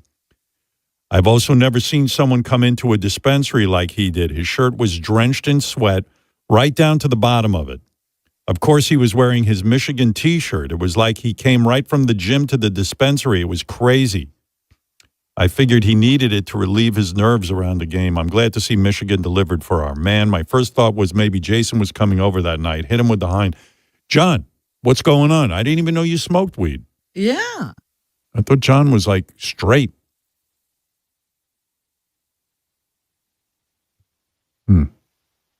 Is he high now? Can't answer. I don't know where he is. I'll give him one more second. Oh, there he is. Hey, John, what's up? Is this true? Were you at a weed dispensary in Michigan? No, I was at a weed dispensary out on Long Island. It's 100% true. Right after I played pickleball in my Michigan shirt, which was completely drenched, I went down to this dispensary to pick up some gummies for my wife, who takes them before she goes to sleep. So you want to know how out of it I am? I didn't even know on Long Island they had dispensaries. Yeah. This is a legal dispensary out on Long Island. It is this huge store where it feels almost like a retail shop. Like you walk in and then they're like, okay, what are you looking for? Do you want to, do you want up, down, sleep, whatever else? And then they recommend different stuff, and it's totally legal. And is it crowded? Are there a ton of people there? Yeah, it is pretty crowded, I would say. And that's amazing. It's funny when I walk in, I look the way I look again in my all sweat. And I knew, like, when I walked in, I feel like, okay, I just fit in with everybody else because essentially everyone's got their own look at the dispensary. But you'd be surprised the different folks who show up there. And you go to the counter, and I'm like, yeah, my wife's looking for something to help her sleep. And they're like, oh, try these gummies, and this is the dose, and this is how many you should take. They're very, very knowledgeable in the field. So I'm so out of it that I don't know what's going on, because I thought weed was still I know it's not like they won't bust you if you had some weed, but it hasn't been. When did it get legalized for dispensaries? This dispensary's been around for a couple of years, but it's been much longer than that. Where have I been? Yeah. What the hell's going on with me? Why don't I know that? Doesn't a law have to be passed or something for that to be happening? It's been passed. Oh, It's completely legal. And they have an assortment. About time. Yeah, they have an assortment of stuff, and they're great. And so, you pay cash, and you end up walking out there in this little bag with whatever you get. So, yes, what this person reported is 100% true. It's amazing. I mean, I think about the hassles with weed when I was growing up, and I knew one day it would be legalized because it was absurd that the thing was illegal and people went to jail for it. Recreational weed was legalized in New York in 2021. If you had given me a quiz and said, what states have legal weed, I would have said New York wasn't one of them. That's crazy. But then again, I'm not into the whole weed thing. You didn't vote when the referendum came around? I guess I did. I don't know. I must have, because I never miss a vote. I believe in voting. But I don't remember. I mean, it's so ludicrous that any drug is illegal. You want to fucking put that shit into your system? Go ahead. What do I care? As long as you ain't driving while you're under the influence, I'm all right. And the gummies, does your wife just stick with the particular one? She tried one brand, which was a little too psychedelic for her. So she tried a different brand, which had a different effect. And it's helped her. Like, she has had really bad insomnia for a little while. And it's the only thing that's been helping her sleep. So I highly recommend it. It's good stuff. You don't take any weed? You don't smoke or anything? I don't take the gummies, no. I have smoked, but not recently. Yeah, I always see you as like a goody two-shoes, like not doing anything. You know what I mean? I don't even know if he drinks. You drink? I do not drink. Yeah. Okay. Yeah, I don't either. Evidently, I'm no fun anymore because I don't drink. Welcome to my team. Yeah. Yeah, what are you going to do? I don't care about drinking. I'll tell you what I do care about. There's some crazy shit going on for women. This is kind of nutty. So I don't know about your wife, John, but my wife's going through menopause. That's where the insomnia started, when she went through menopause. Yeah, and I know Beth was having so many hot flashes that, like, she couldn't even sleep through the night. She would be drenched, and then, like, she's getting up every fucking, hour. And it was crazy stuff. And she was really having a hard time. So she was avoiding going on the estrogen patch. And, finally she couldn't take it anymore. She went on the patch, and I guess you take a pill or something. I don't know what the hell, what it is. It's a pill and a patch and a this and a that. She takes this thing. Holy shit. No more hot flashes. Completely gone. Sleeps through the night like a princess. So happy now. It's like night and day. So all of a sudden, of course, she finds the answer for herself. Now the headlines: estrogen patch shortage causes panic as women miss doses. It could take years to resolve. I'm like, what the fuck? Yeah. So right away, I said to my wife, yeah, years. I don't know what's in this estrogen patch, but, I always assume these companies could make as much as you need. I mean, I don't know what is made out of gold. Didn't they see the demand coming? They know how every woman's going to go through menopause. You know, here's the thing. At a certain age, what? This is why you got to read the article. Now I know what's going on. And I know this to be true. I know so many women personally that are on this estrogen patch. They're not in menopause. There's a whole What are they group, doing? They're just taking the estrogen patch because they think it's got like it's going to keep them feminine. It's going to keep them It's young. going to youthify them. They're Yeah, gonna be youthify young. them. Yeah. Yeah, and it's got none of those abilities.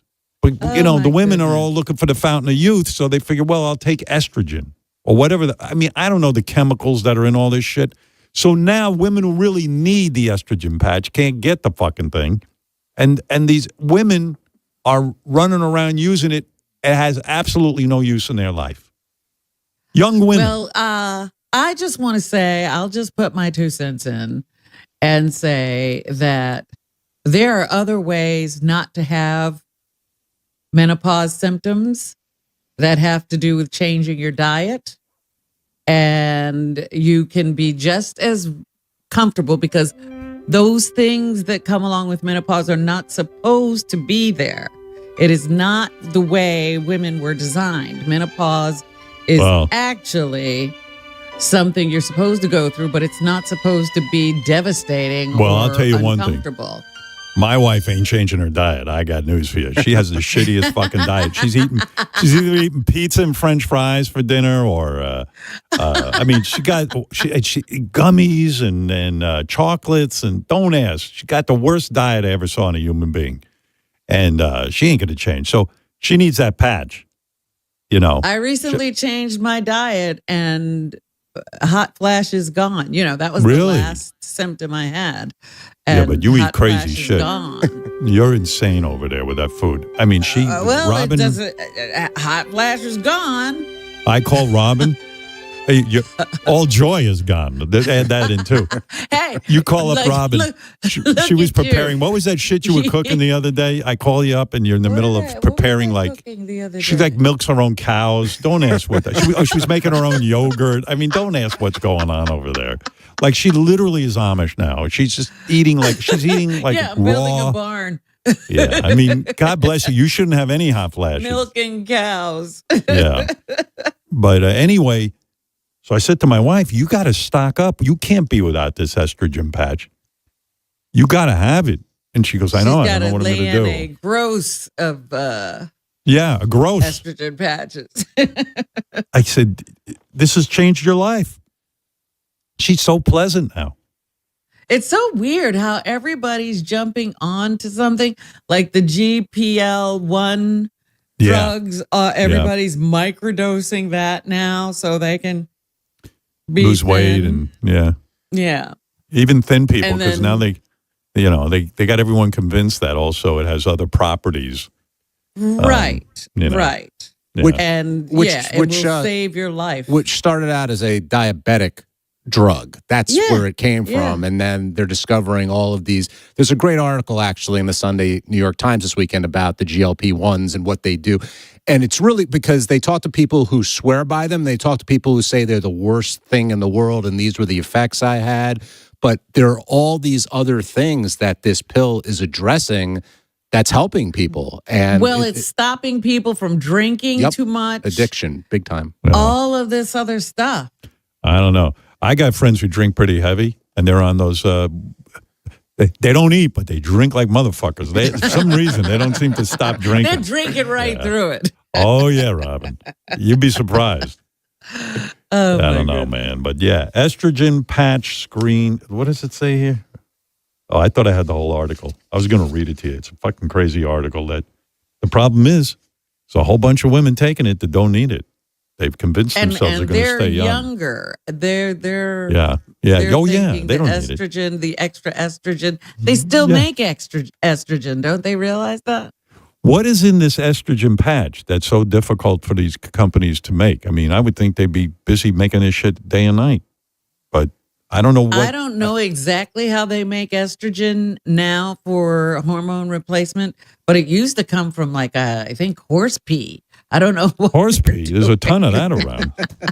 Is that right? Is it horse pee? Yeah, it used I wish to I had be. the article. Jason, I wanted you to print out the whole article. I sent it to Jason last week. Well, I don't have it. All right, no big deal. We'll get past it. Robin says I'm the strange one, but that's okay. What? Oh, Robin's the stranger. She got shit going on in that apartment of hers. Don't ask what's happening. There's always a party going on there. A one-woman party. I'm making this and I'm teaching that. And I'm like, oh my God. Busy beaver over there. Look, we don't eat real food anymore. There We you don't go. even know what real food is. What'd you eat last night for real food? What? Wait till I you hear only this. had eggs last night. Oh. Yeah, well, she's fighting cancer too. So, she's got to stick to the diet strictly. And she does. You never cheat, right? I mean, you're... Not anymore. no. I finally got on the straight and narrow. Like you have to really commit. Right. Because then all cravings will go away. You won't even need a GPL-1. All cravings will disappear. You'll only eat when you're hungry. You don't eat that much when you're hungry. It's amazing. When you have eggs, what do? You scramble them, or you probably don't even use butter or oil? I scramble them. No. See, that's why people have these estrogen, et cetera, symptoms. How do you coat the pan with? Menopause, because women don't have enough fat in their bodies. Oh, so what do you coat the pan with? I can use butter. You use do? Tallow. Yeah. Oh, tallow.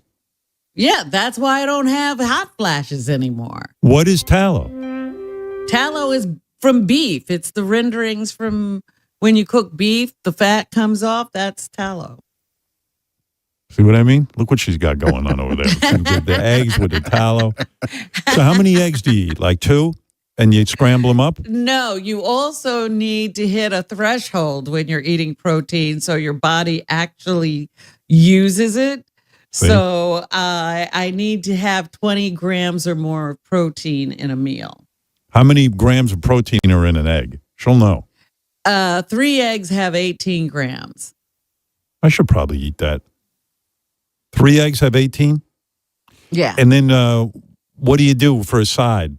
You have any sides or it's just Sometimes the I'll egg? just have 1 egg and eat, some kind of burger or chicken. Oh, really? Now we're talking.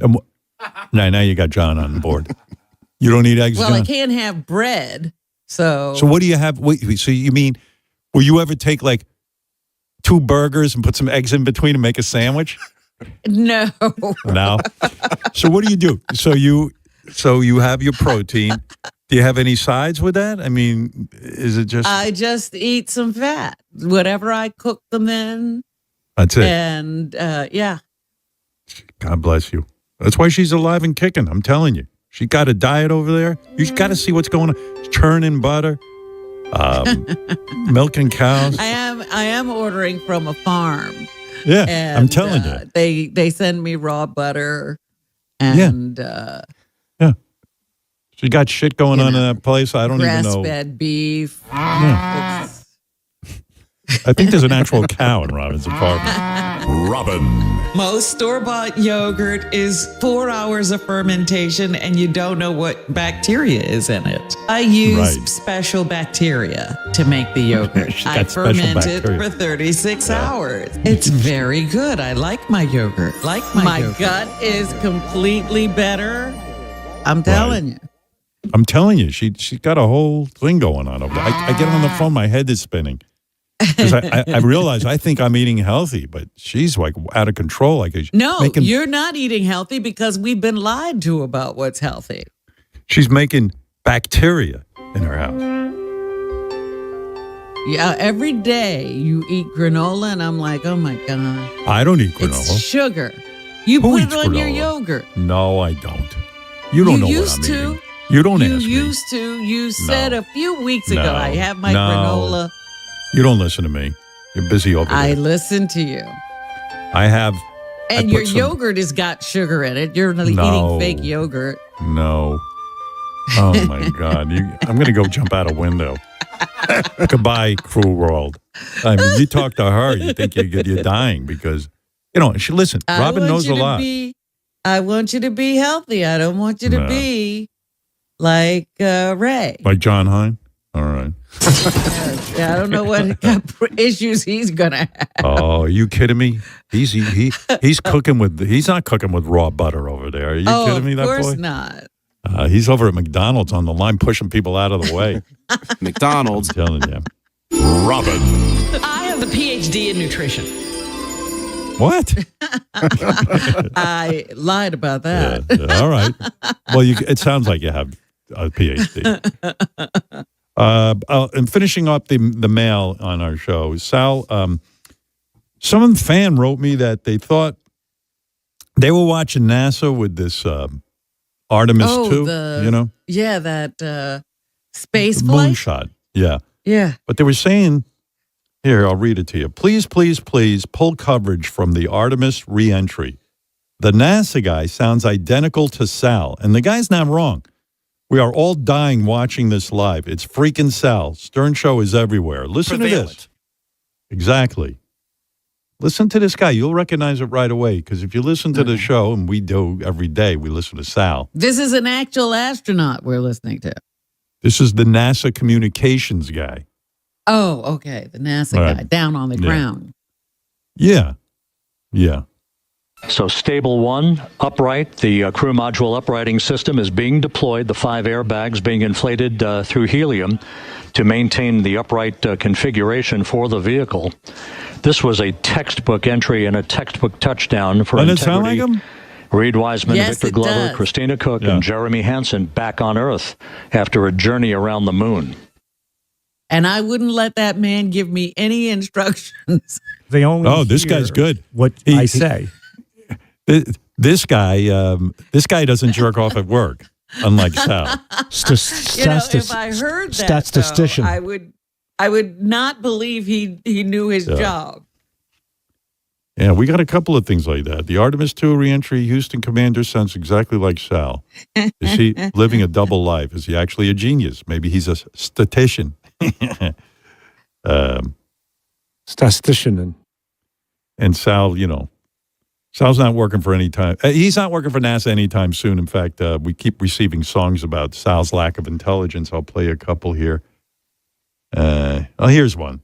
Sal's a dumb guy. This is from Jay and Ryan. Listen, I might not be able to say it properly. Sal jerked off at work because he's a dumb guy. The movie's called Still 50 and Humming. Can't pronounce lots of words because he's a dumb guy. Statistician. Posthumous. There's a never-ending list of reasons why. Why?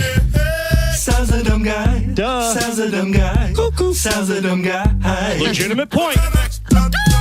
If it's good for your asshole, it's probably safe for your eye. I put garlic on my cock. Yeah. All right. There it is. Afro Man's big hit song. Yeah. Sal's a dumb guy. To Because I Got High. Nice. Should probably take a break, but I can wait. I'll just take some of these phone calls. I got so much to do here. I never got to half of it, but we got tomorrow. And yeah, I'll wait on some of this stuff till tomorrow. Let me say good morning to Chris in Massachusetts. Hey, Chris. Hey, now. Hey, now. What up, man? First of all, I gotta be honest. I think Robin might be a little on the money with a little of that John Hine stuff. Love the guy, but there's something going on there. But hey, that aside, I always view the world through like the Stern Show lens, whether it's a song parody when I'm walking in somewhere and I hear Muzak. But there is a true romance going on in the WNBA that I feel like once I bring to your attention, you're going to be all over. Are you familiar with Paige Beckers and Azzi Fudd? The two gals on the same basketball team? Yeah, so last year, Paige Beckers was drafted number 1 to the Dallas Wings. And this year, her girlfriend was drafted number 1 to the Dallas Wings. And they played college together and knew each other in high school. And it's quite the story. I've never watched Heated Rivalry, and I know it's like a different premise. but let's bring lesbianism back to the Stern Show. I mean, who doesn't love Cocktober? But this is a story that I think you're going to like. All right. Thank you. You're welcome. Thank you, Chris. Yeah, there's I don't know what's really going on with that, but I know these two girls are on the same team and their girlfriend and girlfriend or whatever, and it's pretty hot. You know, they're hot. And then I was watching something on Instagram. Again, I don't know much about it, but there were these two gals who broke up, and they made the announcement on Instagram that they were breaking up, but they were a big deal in the sports world, and they were really hot. Yeah, like hot lesbians breaking up. Anybody know what I'm talking about with those two hot lesbians? You don't remember what sport it was? I'm trying to remember, but, you know, I didn't really know much about it. I was only interested that they were lesbians and they were hot. I didn't want to get into the particulars. I just looked at their picture and went, oh, they're hot. And that's a good story. And I guess they were together for 10 years, and they had a big announcement that they broke up. You know anything about this, Jason? Yeah, the soccer.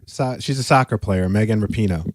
And doesn't her girlfriend play I know soccer? that name. She's famous. Yeah, her girlfriend is Sue Bird, or her ex-girlfriend's name is Sue Bird. I'm not sure if she was a Sue Bird. Soccer. Yeah, that's her name, Sue Bird. Yeah. She was a WNBA player, Sue Bird. So two athletes, one from soccer, one from basketball. Okay, basketball player Sue Bird and soccer player Megan Rapinoe. And they have a podcast, and they went on the podcast and announced they were breaking up? Yeah, I guess so. 10 years. And yeah, you're right. I'm looking at pictures of them now. They are a very attractive couple. Yeah, I love it. Very sad. Very, very sad. Yeah, I'd like to learn more about them. Yeah. Very interested in them. I mean, I can't believe I haven't been on top You of have this to for 10 start years. following them. Yeah. Yeah. No, I'm starting to follow them, and they're not even together anymore. I blew it. Look at their podcast. Yeah. A big disappointment in my world. Andy, you're on the air in Ohio. Howard.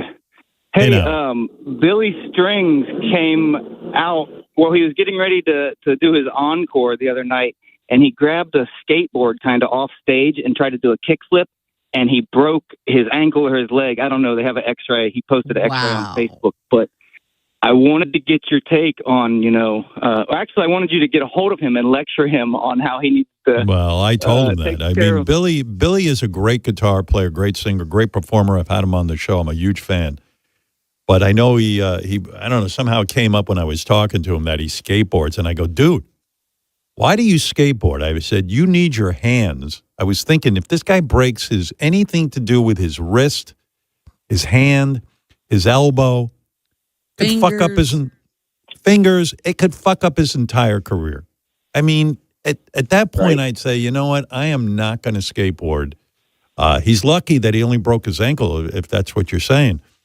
Because yeah, it's weird. It's like, dude, when your whole life depends on using your fingers and that whole mechanism of your arm, skateboarding's the number one way to break your arm. I wouldn't risk it. And a lot of the tricks they do, Howard, they grab the board with their hand. Oh, I don't get flip it. Yeah. Don't you think that artists have to live their own life though, and that they have to balance?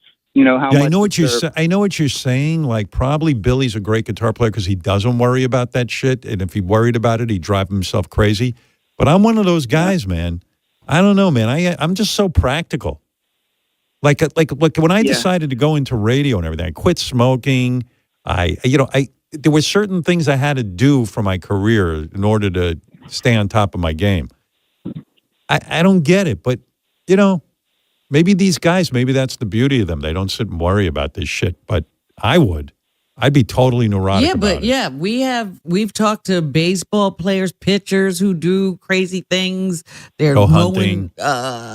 They're they're doing the bushes, they're trimming the bushes and boom.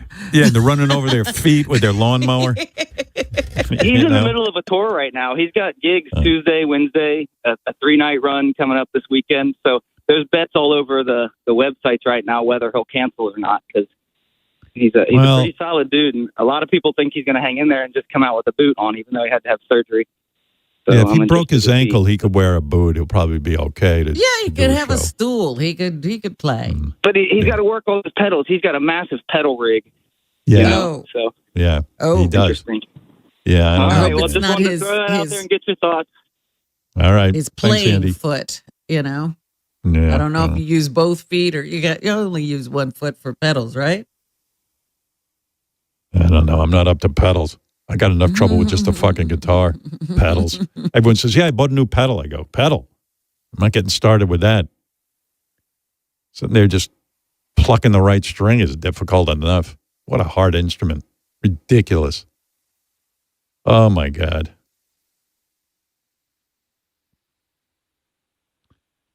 Sally, what's up?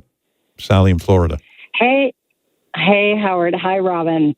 Listen, you two are so smart, so articulate. I love listening to the family stories when you pipe in with some Yiddish. But I got to tell you, I just bristle when I hear you say my brother-in-laws. It's brothers-in-law. I know, it's brothers-in-law. I think Yeah, I you're right. caught it after I said it. But I Yeah. didn't bother Robin, to try yes, to. I knew you knew better. Howard, not so sure.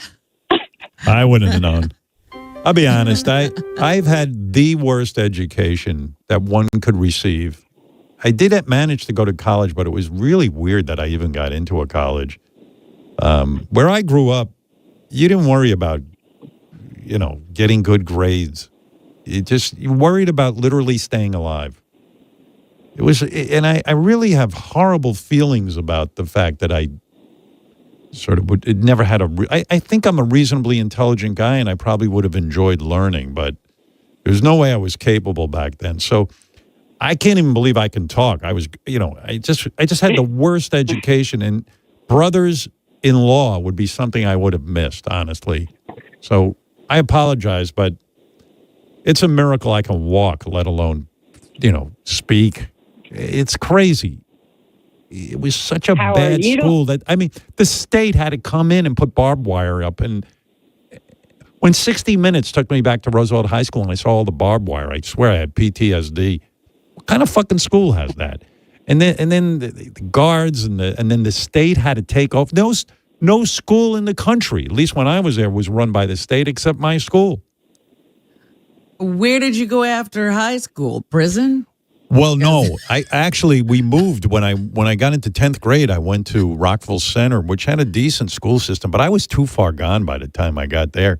No, I couldn't I'm even just function. saying, what were they preparing these kids for with the barbed wire and all of that stuff? Just I probably would have been valedictorian if I continued to live in Roosevelt. I'm not kidding. I had straight A's, but I'm telling you, we used to read books that were on a second grade level, and I was in 9th grade. We read a book called Itsy Bitsy.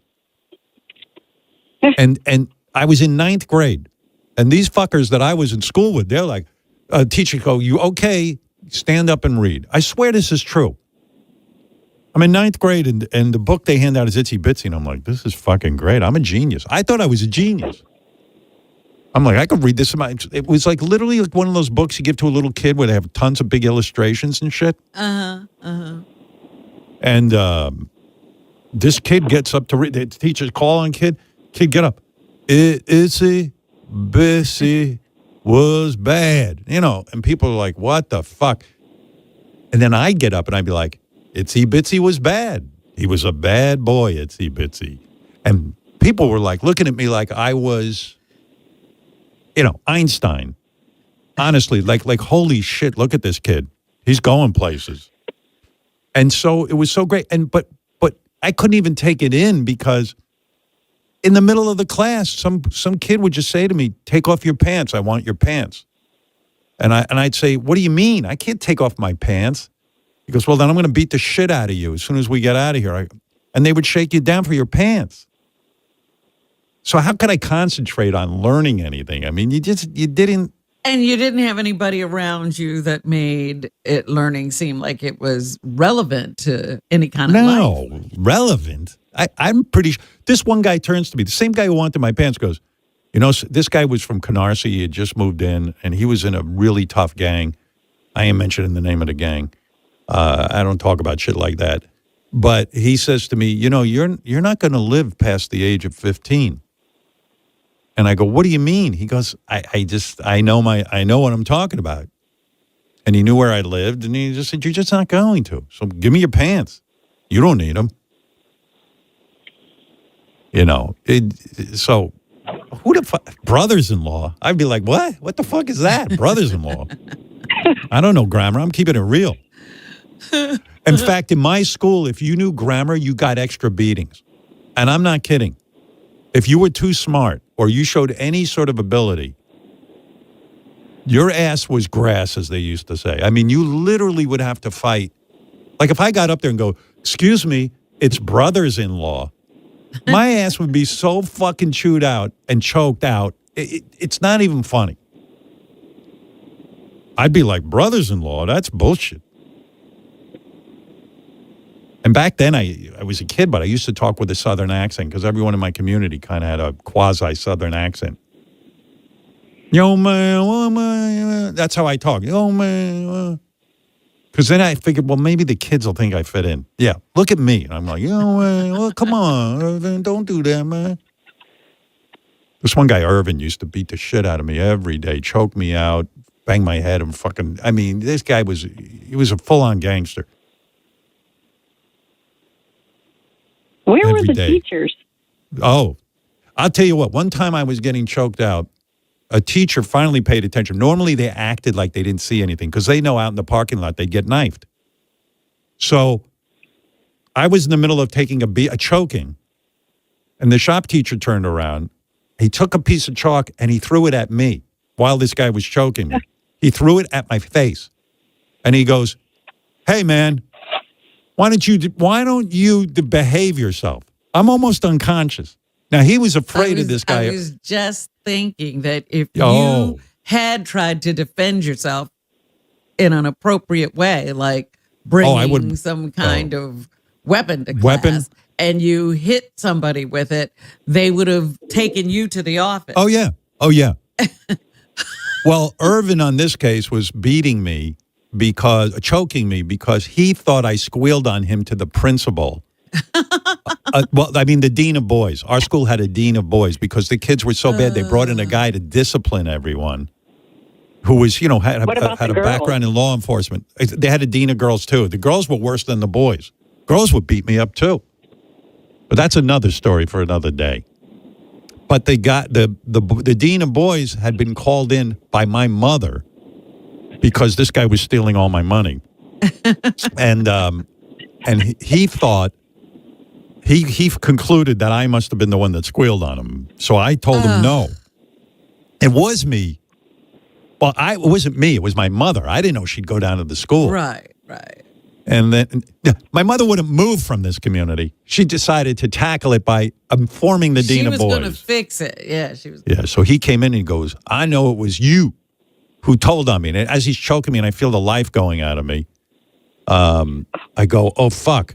I'm going to be dead. I'm pretty sure I'm dead. He's behind me. He's got me in a chokehold. I'm passing out. And he goes, I know you did it. Admit you did it. Admit you did. I said, it wasn't me. It wasn't me. It wasn't me. And he goes, okay, I believe you. And then I got the chalk thrown at my head from the teacher who ganged up on me. Oh, it was delightful. My life's been fucking great. It's just been a life of privilege. And then he said to me, I know, it must have been Carlos. This guy, Carlos, who is another guy he shook down. And he said, I'm going to go see him. And this Irvin left, and he ran out, and he went to Carlos. And I was like, phew. I feel bad for Carlos because he didn't squeal, but he probably got the shit beaten out of him because of my mother. And he wasn't believed. Yeah, but that's his problem. I got off. I got off with You didn't even give him a warning? Yeah. By the way, that's how I learned there was no God, because as I was almost dead, I didn't see any white light or anything. So it was an excellent experience. Near-death moments. Yeah. Yeah. Pretty wild stuff. Well, you come a long way, Howard. Not really. I'm nuts. Robin, do you concur? Yeah. The shrink had to give me an emergency session. Look, I think we're both nuts. We both had a pretty rough Yeah. There's crazy stuff. I mean, what kind of schools are these? So Sally, when you call up and say, you mispronounce brothers-in-law, I mean, I'm like, well, that's news to me. Howard, I get it. I mean, I had a grandmother and 2 great aunts that were always talking to us about grammar, and they correct you mid-sentence. But I understand. Our daughter is a teacher for Teach for America in North Miami, and boy, it's thank God for good teachers. I got to say. I might have had good teachers, but I wouldn't have known. I just wanted to keep my pants because I didn't want to walk around in my underwear. That would have been really embarrassing. Yeah, my saving grace was that I did go to good schools. They were good schools. Now, Robin had a good education. Now, Robin should know brothers-in-law. That's something wrong with her. I do know brothers-in-law, and when I was saying brother-in-laws, I was like, I'm just going to keep going. I'm not going to correct Good for you. myself, and then I got caught. All right, you got caught by Sally. No, life's been one glorious ride. What can I tell you? It's been nothing but fun. When are you going to give up your anger about things that won't ever change? I don't know. I'm working on it, but it hasn't happened yet. I don't know how you get there. You just stop. You just say, look, this isn't serving me. It's not helping. Let me see if it works. Let me try. That angry voice in my head, you stop. Stop. You're not helping me. And you know what, Robin? It worked. You're magic. Get over here. I want to reward you. Well, there you go. You know what, Robin? I look at it this way. Based on the actuarial table, I don't think I have much time left anyway, so I might as well just live with my anger. You know what I mean? At this point, to get rid of it would be I'd feel very alone. Oh, no. Absolutely. Be like me when I was in the Air Force. I was praying, dear Lord, please let me have one free day. Even if I die the very next day, let me have one free day before I go. You recommend the Air Force, huh? Right. Sounds good. Sounds like something I should have joined. All right, let me go to Chuck. You're the last caller today, Chuck, in Virginia. And then I do have to go. But tomorrow's another show. Nathan Lane's going to come by tomorrow. That's a guy who got an amazing career. Super talented guy. But we'll talk about that tomorrow. Hey, Chuck, what's on your mind? Hey, Howard. I thank you all for many years of entertainment. I know you're busy. I won't keep you long. I'm in a very messed up divorce separation situation. One of the most messed up I've heard in a while. And I just wanted to get a little advice as to what you think my next move might be. Well, it's a hard thing to advise, Chuck. I don't know you, but divorce. Don't know what your situation is. Yeah. How desperate are you? Well, I spent 10 days in a behavioral health ward, basically the psych ward. And while I was in there, my wife of 13 years sold the house out from under me. Oh. And she knew I was going to be in there for 10 days. She put it up for a short sale on day 4. It sold on day 7. No. I had no way of getting any of my stuff. One of my friends showed up at the house. I was able to get in touch with him. Damn.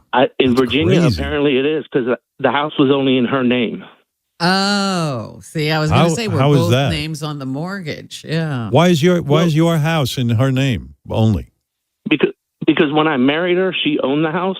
Oh, okay. And I never wanted her to think that I just married her for her house or half of her shit. So I never went through the steps of having it put in my name as well. Well, here's the good news. In a divorce, when these lawyers get together, she's still on the tab for 50% of that house to you. So you'll get the money. That true? Oh, yeah, but even if he was never on the mortgage? It seems like from what I understand. Maybe I'm wrong. From what I understand, I'm no lawyer. I don't know. Really? Yeah. I don't know. Yeah, maybe I'm wrong. And by the way, it's brothers-in-law. Thank you. Okay. Yeah, just in case you didn't know that. And oh, that's right, Robin. I'm not a lawyer. I forgot. You need a good lawyer. Yeah. Yeah. You need a good lawyer, not me and Robin or Robin and I. Okay. Whatever it is. Yeah. All right. Maybe JD's lawyer's available, but Well, why were you in a yeah, psych so- ward? Are you that broken up about this wife that you went berserk? Well, to be honest with you, 12 years were great. The last year has been difficult. I've lost a couple jobs because she was disabled, and I had to take care of her. So I had attendance issues that kept me from keeping a job for the last year. Let me for more get than this a right, couple Chuck. weeks at a time. You're such a devoted husband that you missed work to stay home and take care of your disabled wife, and she's divorcing you? Yeah. Wow. Yeah, I work from home, so she would call me, and I would have to go tend to her, and then my boss would show up on my computer screen, and I'd be away from keyboard. And Did you say to her, honey, I'm taking care of you. You're disabled. And she's, man, the fuck's the issue I there? never had the chance. She only took one phone call from me while I was in the psych ward, and that was to basically tell me that the house is being sold. What's her disability? She has fibromyalgia. She's a little bit of a big girl. I like a little meat to hang on to. Big gal, huh? She's still divorcing you. She got fibromyalgia. She's a big gal, and she still feels like she can get another dude, I guess. Yeah. And like, what kind of shit do you have to do for her? Do you have to help her go to the bathroom and all that kind of stuff? No, she can't take stairs very easily. Our bedroom's upstairs in a 2-story, so she was only able to take maybe one flight of stairs a day, and that was with a little assistance. But yeah, how do you get her up the cooking, stairs? cleaning. I mean, that seems like a big job, getting a big gal up the stairs. How do you do that? Just from behind, just push her? on her ass and help her keep balance. So when she's going up the steps, you're pushing on her tuchus? Yeah. Wow. I was enjoying it, though. I mean, I couldn't do that. a tuchus is a tuchus. I could not do that. I don't know, man. Well, did So you you- know so- your marriage was in trouble, or did you find that out while you were In the in the psych hospital? Well, no, I knew we were in trouble for the last year, not being able to keep a job. We both started drinking very heavily. You left work to and push her up the stairs? Yes. Jeez. I might have said, you know what, honey, I'll have to push you up the stairs later. Like, I'm at work. That's the problem when you work at home. Everyone thinks you're available. That working at home is dangerous. This poor guy wasn't at his keyboard because he was pushing her ass up the steps. That's something. And then you tell your boss, hey, sorry I wasn't here, but my wife's a big gal and I had to push her up the steps. They're kind of They're like, sure. don't tell me your problem. Yeah, sure. Yeah. Don't they have robots that do that now? Don't they have that thing where you attach it to the banister and they drive you up the that steps? chair. Yeah, why don't you get one of those chairs? Well, hindsight's 20/20. Well, I don't know, dude. I don't know what kind of advice you want. It sounds like a complicated case to me. It gets a little bit worse. She's actually a registered nurse. Now Okay. she hasn't practiced and she hasn't worked in the last 5 years since she's been on disability, but she still maintains her license. She's been a nurse for 20 years. Among the things that she took were my blood sugar monitor. I'm a type 2 diabetic, insulin dependent. Jeez. Wow. She took my insulin and all of my prescription medications. No, that doesn't sound right. That sounds dangerous. You That got to be sounds- able to get that back, right? Yeah. Can't you call her and say, hey, come on, you can't hate me that much? She's not answering the phone. Wow. She doesn't respond to my texts. Jeez. So where are you living now? I got to do everything through a lawyer. I'm in Virginia. She moved back to Pennsylvania. She's in Philly. Okay. Where'd you get And, a place? Did you rent an apartment or something? Well, my friend that was able to pick up my stuff, he's letting me stay here, but Okay. he's I don't agree with his political views, so and some of his world views. So it's very difficult being here. I kind Can I of tell have you to walk something, on Chuck? eggshells. I'm not one to tell you anything, but you better start agreeing with his political views. I don't know what this guy. That's right. Yeah, That's right. I'm like, this guy's letting me live. He's letting you live in his house. Well, he's always reminding me that I don't live here. I'm just staying here, and that don't make it much easier. But he's a good friend. I've known him for years. He's gone down the wrong path. He joined the Nazi party or something? No, he claims to be non-political, doesn't vote, but sure has opinions about everything. Yeah. I don't know if my wife took my house and my friend let me in his apartment, I'd be like, hey, yeah, I'm a Nazi now. Oh, okay. Yeah, me too. Yeah, all right. What? Me too. Here's almost the worst part. Yeah, absolutely. Yeah, So, yeah. My wife and I had a dog for many years, and she was starting to get old. She's a little Shih Tzu. She was starting to get old. We ended up having to put her down in February. Okay. Because she had bladder stones so bad that her bladder was full, and it stretched the lining of the bladder. So they couldn't even do surgery. I was willing to pay $6,000 to have surgery done, but they said the bladder was stretched so thin they didn't think it would come back, and she probably wouldn't survive the surgery. Okay. So in December, I got her a new dog for Christmas, another Shih Tzu. Beautiful little dog. Cutest dog you ever saw. Yeah. She ended up hating that dog. And right before I was admitted into the psych ward, we were in a drunken rampage. We drank a lot. Like, those half-gallon bottles, 1.75 milliliters? Of course, I down 3 of those a day, and then this is all an act. Well, go ahead, yeah. I'm not on your level, but we would split one of those a day. Wow. So well, we were drinking more than a fifth. something together. Yeah. Sound like a good husband to me. One night, she told me why she hated that dog, and it was because she wasn't the dog that died in February. She didn't have the ability to love a dog just because it wasn't the dog that she lost.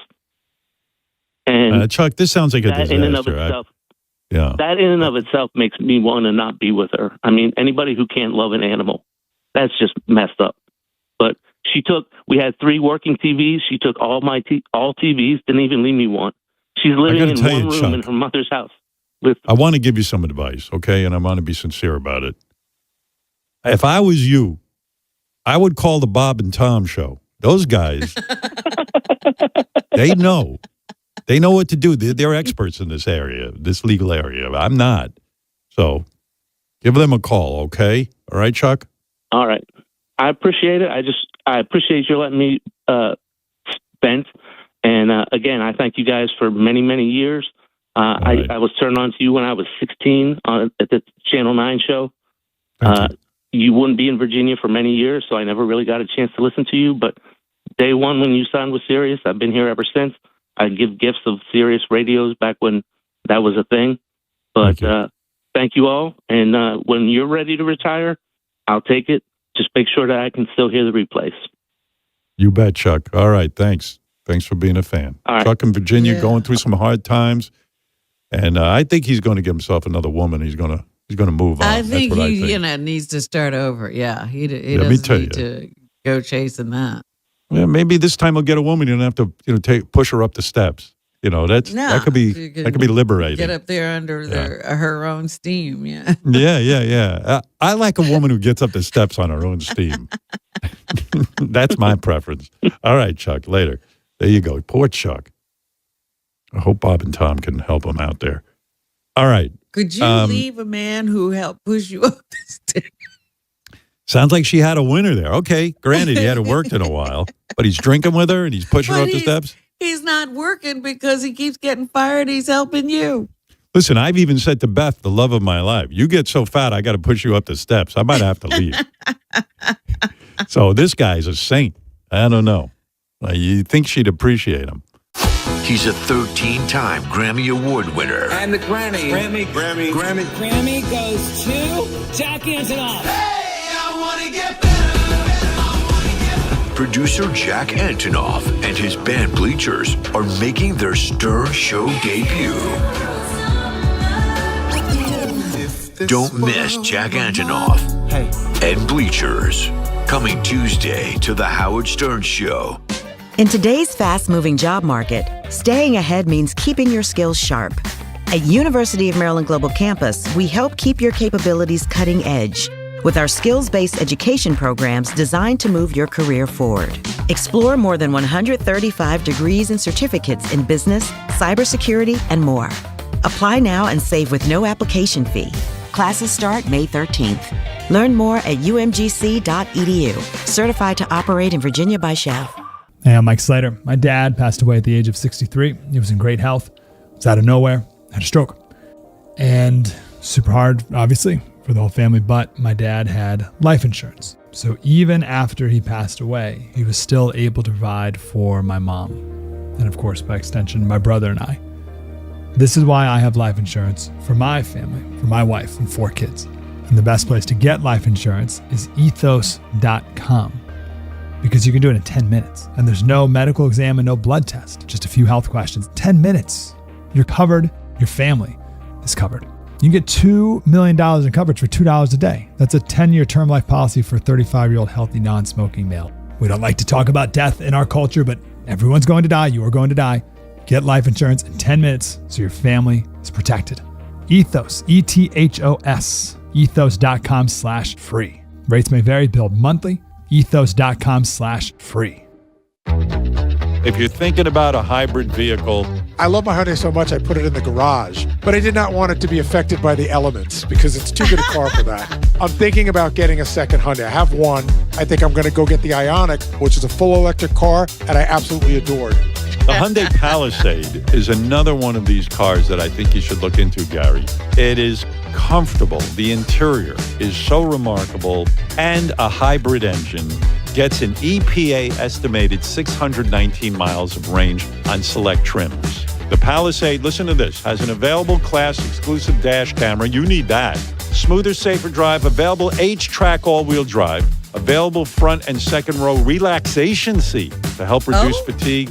You get seating up to 8 people, the latest cutting-edge technology. It's a beautiful car. Check out all the Hyundais, but Hyundai Palisade at HyundaiUSA.com. Call 562-314-4603 for complete detail. It's Hyundai. Tired of the same old game night? Switch things up with Chumba Casino. Play over 200 free online social casino games. From classic slots and blackjack to exclusive in-house favorites you won't find anywhere else. However long you got, you can play your way, anytime, anywhere. Make your next chill night a little more fun with Chumba Casino. Only available in permitted states. No purchase necessary. See terms and conditions for details. VGW Group. Void where prohibited by law. 21+. I'm Billy Joe from Green Day. Our channel, Idiot Nation, just arrived. Channel 314 on most radios and wherever you stream with the SiriusXM app, included with most subscriptions. And let's turn now to an MSNBC exclusive. U.S. Staff Sergeant Michael Boyd is at the U.S. Embassy. He is on the phone with us. Well, I was looking out the window and I saw a projectile flying through the sky, and it would appear that the plane was shot down by a blast of wind from Howard Stern's ass. So it would appear that the plane was shot down. Can you tell us anything more of what sort of missile system that may have been coming from? Well, you're a dumbass, aren't you? The Howard Stern Show. Vive la penis. Vive la penis. Vive la penis.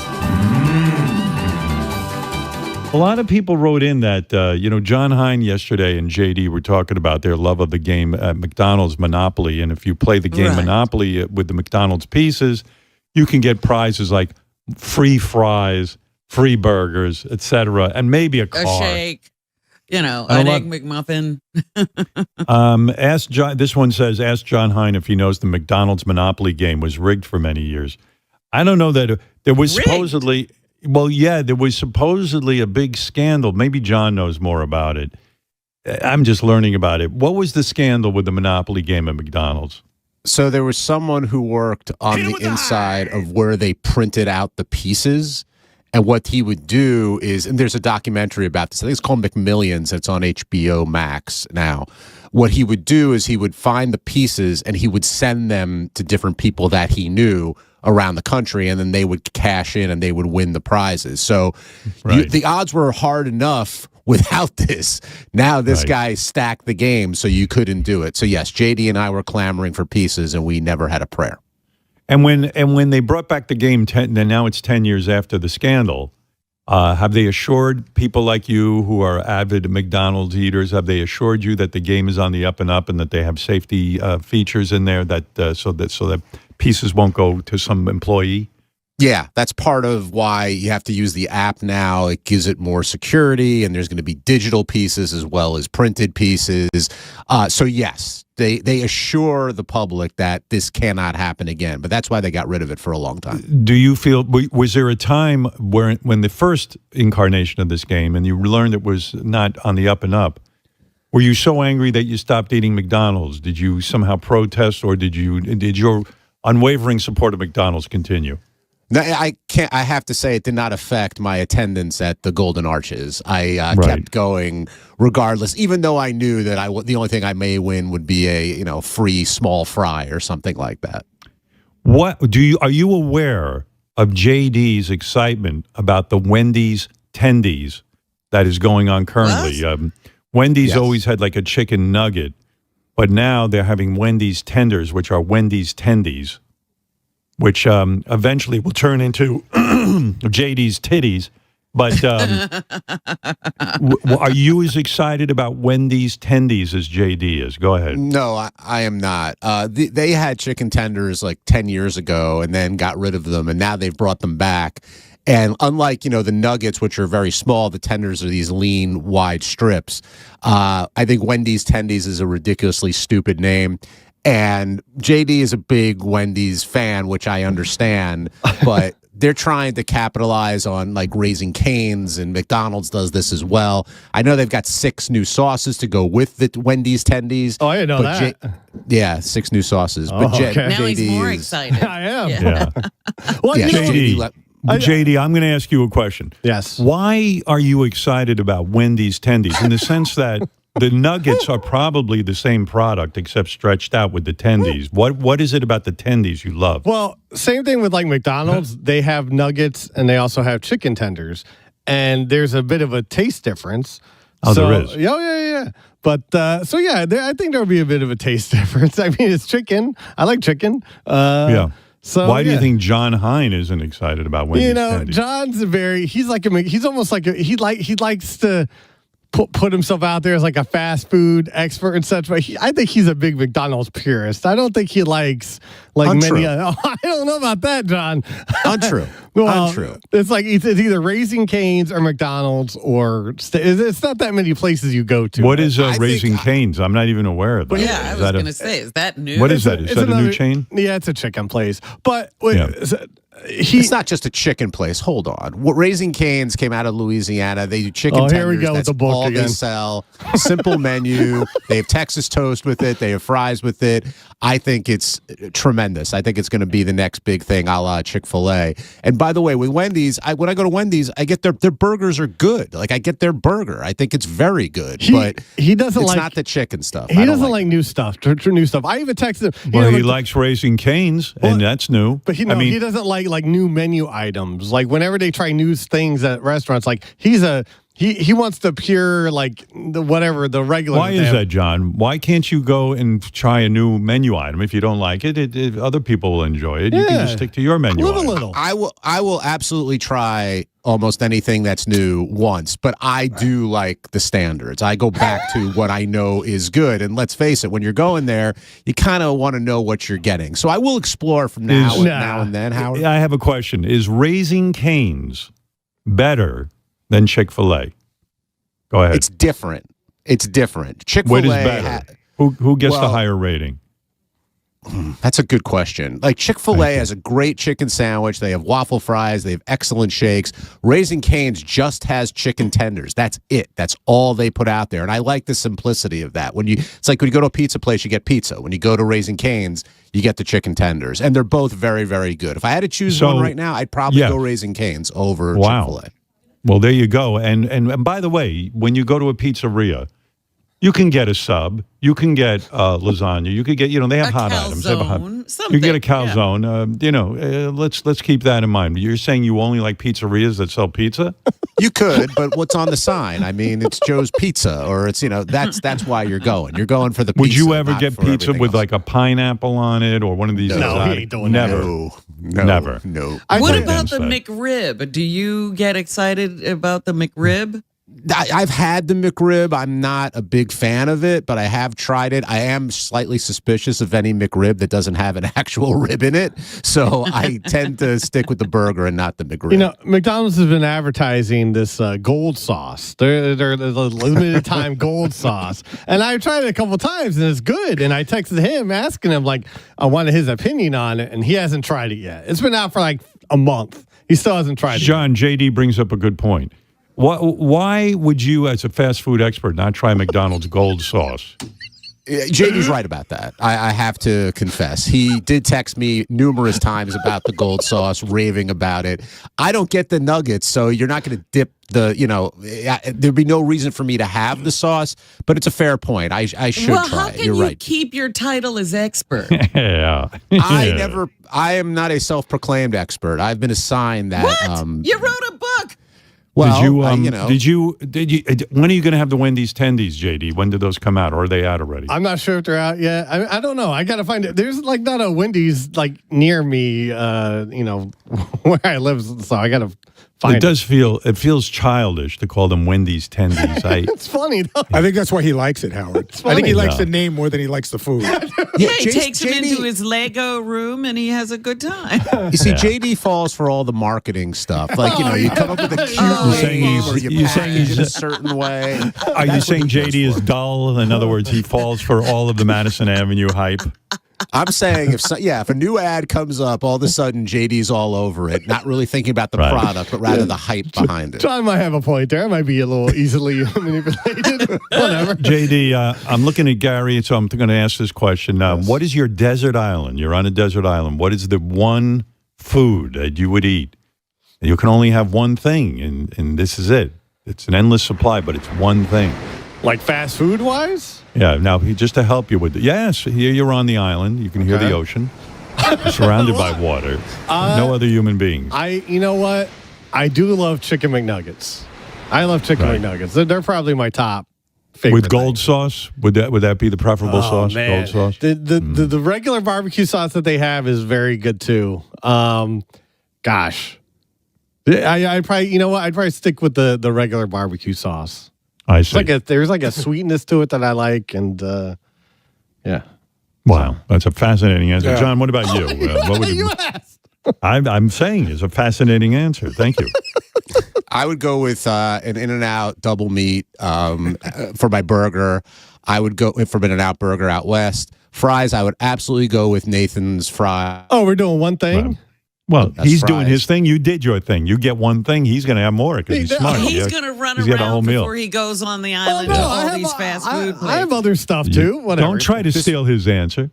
This was Go my ahead, meal. John. What could I say? And then the shake, that's tricky. Probably, I'm really partial to the cookies and cream shake at Chick-fil-A right now, so I'd probably go with that. There you go. There's an interesting answer. My name is John Heim. I'm a fast food maniac. Supper time. Yes, sir. And John Hines eating Wendy's. I've judged hamburger contests for Wendy's. Talk about a dream job. Chili dogs. And a mountain of fries. World's most wanted wiener. Get stuffed. Filet o fish. Fishy.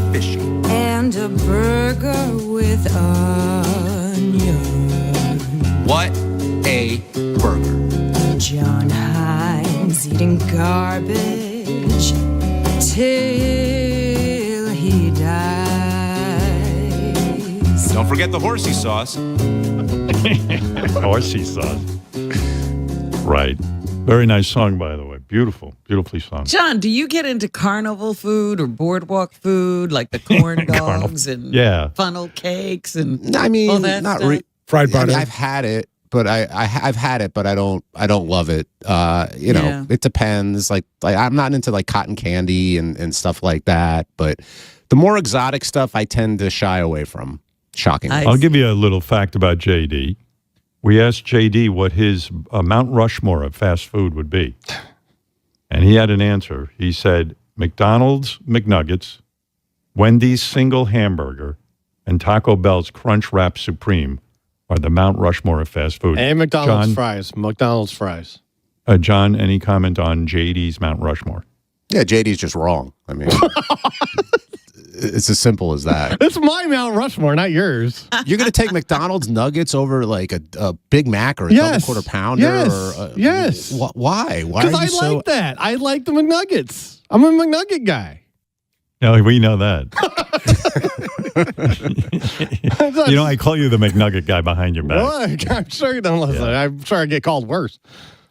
That's his. I think it's his Mount Rushmore of diarrhea, not his Mount Rushmore of fast food. But John, what is the real answer? JD, you say is off. What is the real answer of the Mount Rushmore? The Mount Rushmore. Let's see. Even though I don't eat it, I do think you need to put the Big Mac on the Mount Rushmore. I agree with JD. JD, what do you mean? What are you saying? Now you got a different. Even though he doesn't eat it, what do you eat? Put what you eat on the Mount Rushmore. That's what we're talking about.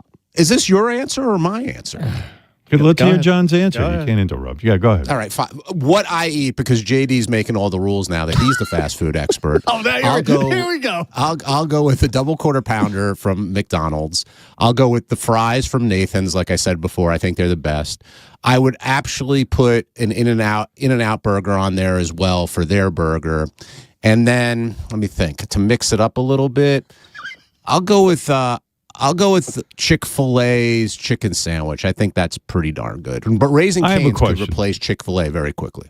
I like JD. I'm somewhat shocked that you named the Big Mac for your Mount Rushmore because you've never, according to my sources, you've never eaten a Big Mac in your life. I've tried a Big Mac, but I've never eaten the whole thing. I'm thinking more what people love versus what I personally love. I see. All right. JD disagrees with that. Jason, what do you want to say? No, I was going to say you're not an expert. What's with you? No, I'm not an expert. I just don't. But John naming like a Big Mac. A Big Mac comes with cheese and lettuce and special sauce. That's what a Big Mac is. If you take that away, you just have two patties and a lot of bread. So, yeah, John, I don't know if you've actually consumed a Big Mac in your life before. No, I just said that. No, I've tried Big Macs before. But for me, I was thinking more like what everybody loves versus what I personally love. Oh, well, there seems to be a bone of contention, but yeah, the Big Macs they're good, but they are hard to eat. They're hard to fit in your mouth. So what do you mean? You just eat the nuggets. You don't eat the burgers at McDonald's. Anyway. Listen. Unlike you, I go around the menu sometimes. I don't order just the same thing. You go around the menu. Yes. What does that mean? I don't. One time I might order for a sandwich. Another time it'll be chicken nuggets. Another time it'll be quarter pounder with cheese. Third time. Will you go in wanting chicken McNuggets and say to yourself, I have to eat a varied diet. I cannot have my chicken McNuggets. I'm going to have a burger just to vary your diet? Sometimes, yes. If I've had like chicken, say the night before or a couple nights, before, I got to vary it up. I want to have a burger today, that sort of thing. Jason, before you got skinny, you were always annoyed that John was considered the office fast food expert. Yeah. You take umbrage with his title. Is that correct? Absolutely. And to hear him go well, I was never called the fast food expert. I'm like, that was your whole identity. But yeah, listen, John. No, I didn't say that, Jason. I said it wasn't self-proclaimed. I said other people called me a fast food expert. But go ahead. John loves fast food, but he does not eat fast food that they serve. He takes the fast food that they serve, he scrapes off everything that makes it special, and then he takes a bite of it. So does that bother you, JD, what Jason's saying, that if John Hein, like when he goes to the fast food place with you and then he starts scraping things off, are you like, this is ridiculous, he's not eating what's on the menu? Go ahead, comment. Listen, John Hein's my friend. I don't want to say. Listen, I don't like these two arguing about this sort of thing. No, but does it bother you that he's a so-called fast food expert and he doesn't even eat the item that he's talking about? It doesn't Not bother only me. that, he slows down the process. Now somebody else's food is slow. All right. Is it hard for you, JD? JD, is it hard for you to go to McDonald's, let's say with John, and he starts in with the special order? He loves. There's nothing more John Hein loves than and pointing out how he knows the secret menu items at a certain place. That's true. Yeah. He loves that. But If there's a method. we're in and out, he's like, he says it confidently, and they know what he's talking about. So, But there's a method to my madness, okay? When you special order stuff, that means they have to make it fresh. Whereas if you just do stuff that's off the menu, You claim there's a secret menu that most of us don't know about? Well, how do you know there's about tons- it? is, yeah. There's tons of secret menu items. If you read my book, Howard, I have a whole chapter on secret menu items that you can get at all the different places. But why do they keep them? Why do they keep them a secret? What is the reason? It's we all go in there and you go, the In and Out like secret thing is how to turn like a triple cheeseburger into like 6 patties of a burger. It's just to get fat. One of the best parts about In and Out, like when you go, I say I want my fries well done. And if you do that, they will, overcook the fries a little bit to make sure they're crispy. If you just say you want your fries, they won't do it that way. And you could get a Neapolitan shake, which is chocolate, vanilla, and strawberry all together, but that's not on the menu. You have to know that that's a secret menu item, for example. And they have these at all the different places. Shut up, JD. Robin, I'm going to ask you a question. I know you're not a fast food consumer, but does it annoy you as a woman who has fought cancer for 11 years and watches every single thing she puts into her body, and always you were very health conscious, does it bother you on some level to hear these maniacs talking about this horrible diet of theirs, and they are cancer-free? Go ahead, Robin, please. I try to turn off that critical voice and say they're, because every once in a while as this is going on, I'm like, they're eating nothing. Right. They're eating cardboard. Yeah, this is not meat. This is all going on in my head. And does it bother you when their blood test comes back and their PSA is fine and their blood test is fine? Like they should have cancer, not you. Way. It won't stay that way. You're banking on that. No, it will eventually catch them. It can't. They're sustaining themselves on it's not even food. Tendies is food, Robin. Come on, Tendies. Who? Tendies. Come on, that's food. Wendy's Tendies. What's the matter with you? That's food. Well, let me say, this is an amazing insight into fast food because you're dealing with 3 experts here. Look at them. Top experts. Aren't they look specimens? At them. Doesn't everybody want to look like them? 2 and a former expert. I don't even know if Jason really eats fast food much anymore. It's a very special treat. Yeah. JD, be honest. How often are you eating fast food? Are there days where you'll have a lunch at fast food and then a dinner? No. I usually, if I do fast food, it's like once a day, like lunch. It's usually like Fridays. Gosh, do I really want to go to McDonald's on Fridays? I think maybe I do that. Shut up, Jason. No, because JD, John Blitt, and I went out to a very nice dinner months ago, and it was one of those types of dinner where like I didn't eat lunch because I'm like, this is the dinner. This is where it's happening. JD stopped at Burger King on the way over to the restaurant and got Burger King. Hold on, what day was it? When was that? With Philly. I think it was I was driving. I was driving all day. I needed lunch. I was driving. You needed lunch. You need a Burger King? That's what the only places at the rest stops. I was driving. Well, you guys twist things like pretzels around here. John was horrified. No, John Blitt hates. John wouldn't let me step foot in a McDonald's when we were in Paris. He's so offended by anytime I bring out fast food. Good. I wanted to see what it tasted like. In Paris, you wanted to have McDonald's? Well, they do things differently there. Or at least I wanted to taste the difference and see if it was how it tasted. It's called, go. It's called discovering things. Of course. You're a very open-minded guy. Exactly. Yeah. Well, I know you guys have similar eating habits, you and John Hein. John Hein went to a fundraising dinner in the city on Monday night. He stopped at Raising Cane in Penn Station beforehand to eat. So the man, he lives by a certain code. Let's put it that way. He does. Let's go to a couple of people on the phone. Cody in Indiana, what do you want to say? What's on your mind? Good morning. Good morning, Howard. Thanks for taking my call. I just got to say, I think JD is a 3-year-old trapped in a 40-year-old man's body. Because my 3-year-old daughter, all she asks for is chicken tendies, and it doesn't matter what it is. The other night, I agree with you. We had Jimmy John's for dinner because my wife was craving Jimmy John's, and she's like, I want chicken tendies, and we had to say, oh, there are chicken tendies on your sub, and she finally ate it. But it's like, Oh, chicken tendies. It's funny. I just think it's funny. I said that yesterday. I happen to agree with you that JD, like when my grandson comes or my granddaughters, they have to have macaroni and cheese and what else? Like maybe like a French fries. It's like the worst shit on the planet, but it's the only way they'll eat anything. Otherwise, they just sit there and get all ragged out. And JD, you're very much like that. Like I'm sure if you came to my house, I'd have to have a separate section for you with like macaroni and cheese. I've had JD sits at the kids table. Well, that's kind of just how I am. I would love to have a party and just put JD at the kids' table. That would be awesome. What else has happened? JD is a very adventurous eater. I'll give JD credit. Yeah, no, I think I've had dinner with you a couple of times, and I had whatever you were was fine. made. You were fine. John Hine is the one. Like when you have like a wedding or a bar mitzvah or something like that, there's usually like the adult food and then the kids' food, and the kids' foods are the chicken tenders and like the little pigs in a blanket and all that. That's where John stations himself. He goes to the kids. Let's go to Chris. Chris in South Carolina. Hey, Howard. Thanks for taking my call. Hey, now. I was calling because I have 3 kids, and every night they either want Raising Cane's or Chick-fil-A, and I have to always use them against each other, like to either do the litter box or clean their rooms. But what I wanted to really bring up to you guys as you were talking, I wanted to mention with JD, there's a place called Huey Magoo's. It's kind of like a blend between the two. And they also do like the buffalo chicken tenders, and they have like 6 or 7 different sauces.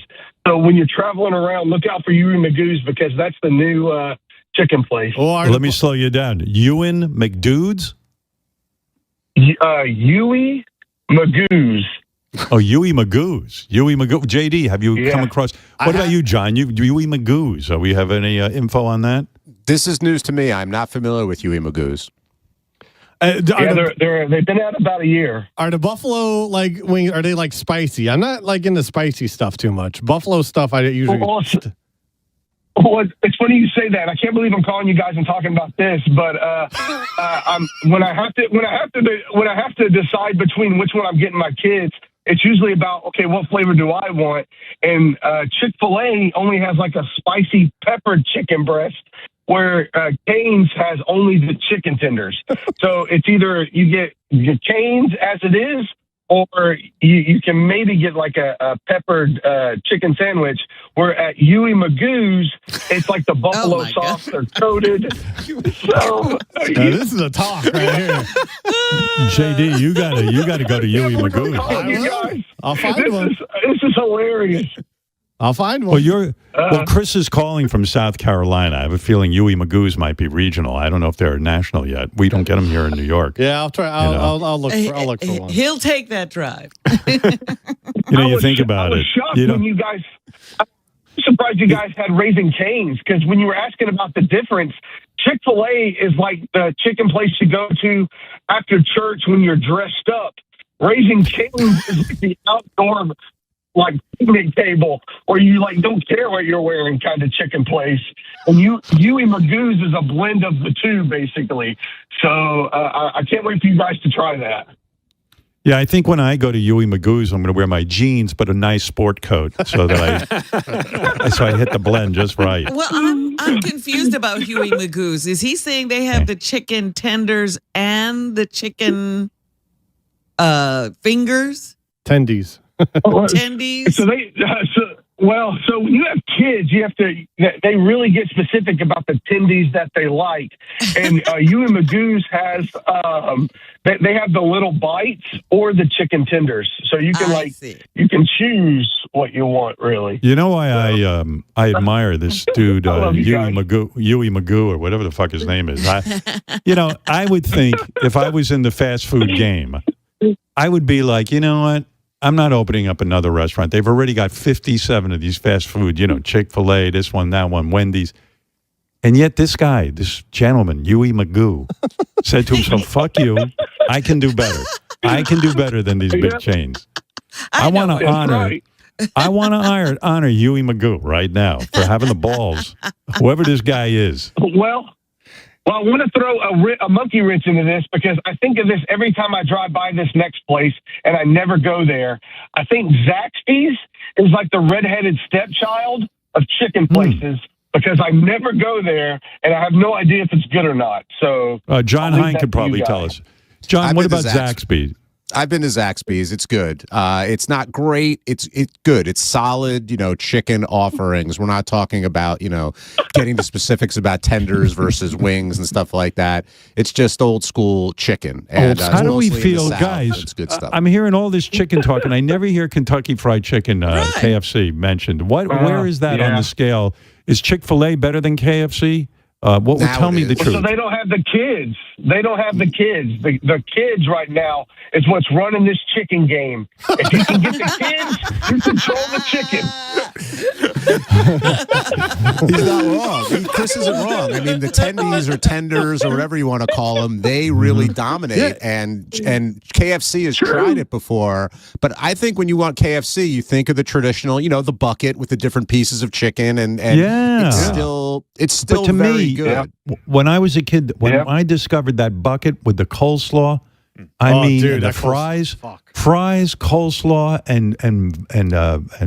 and I tell you, when I started eating Kentucky Fried Chicken, it was called V-Brox. It was a place in Freeport. It wasn't even called KFC.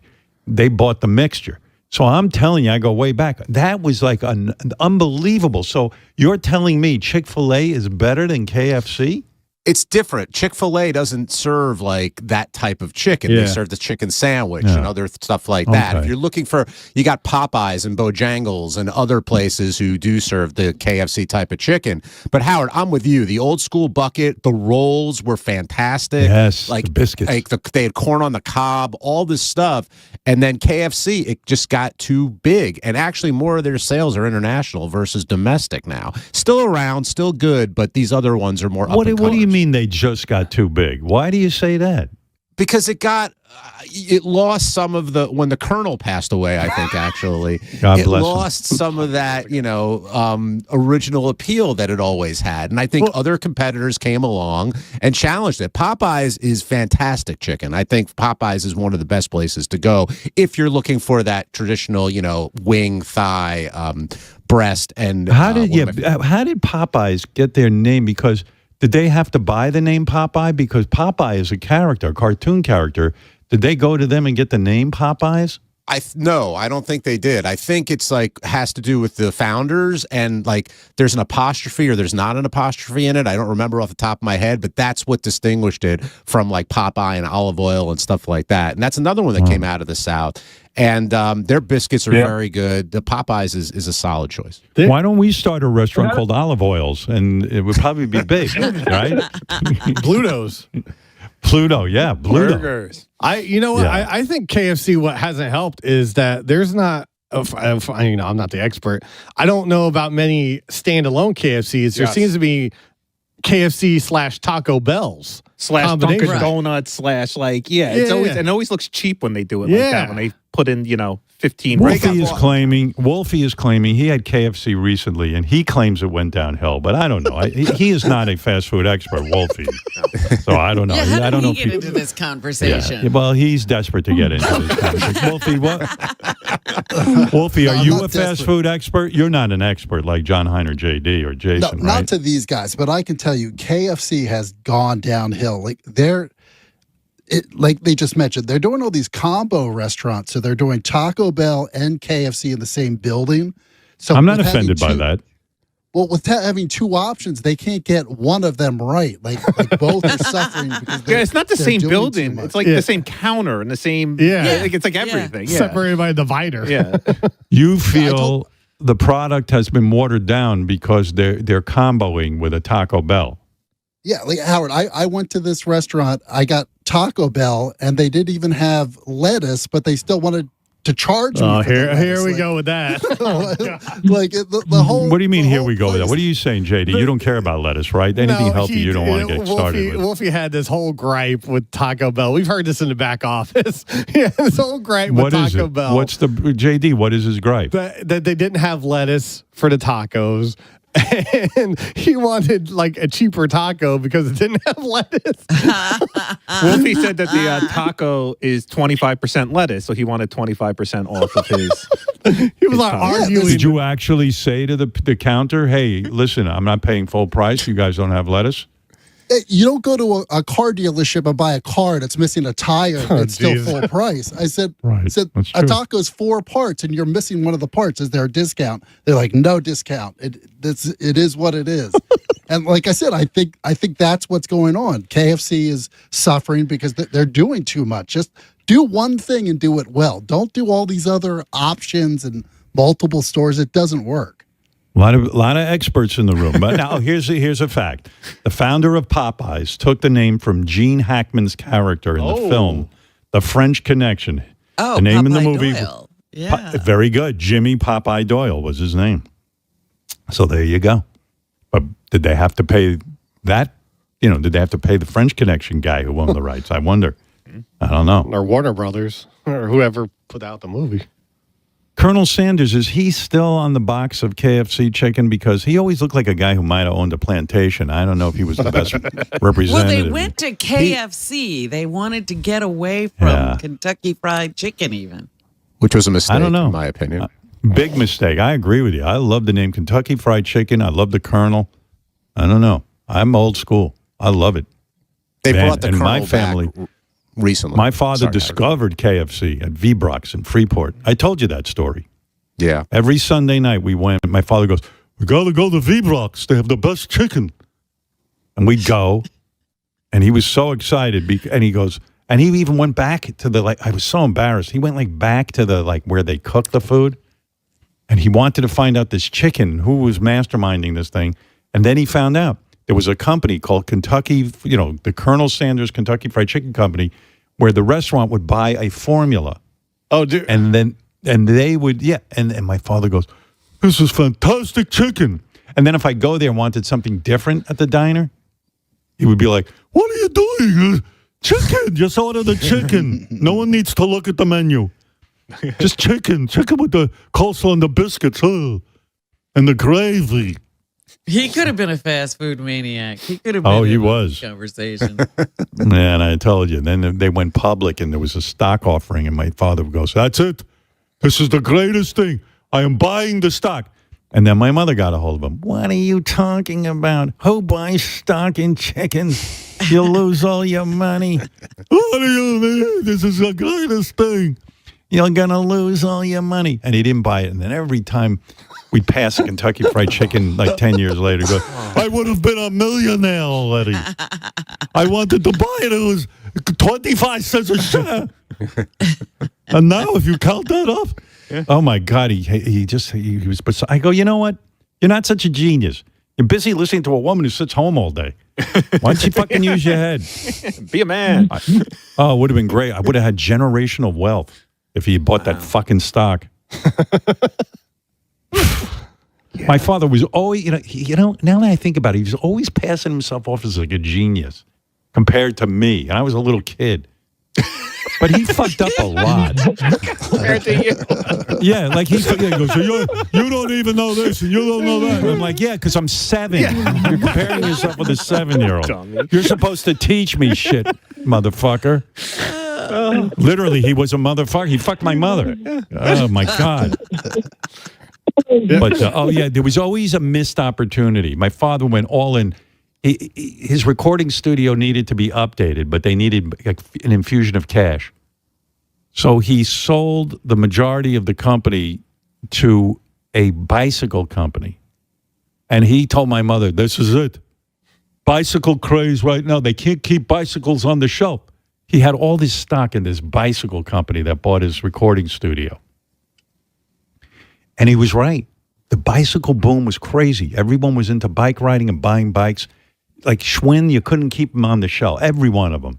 This fucking company that bought his thing, they couldn't sell a fucking bicycle. He goes, "Wait, Consumer Reports is coming out with a report on bicycles.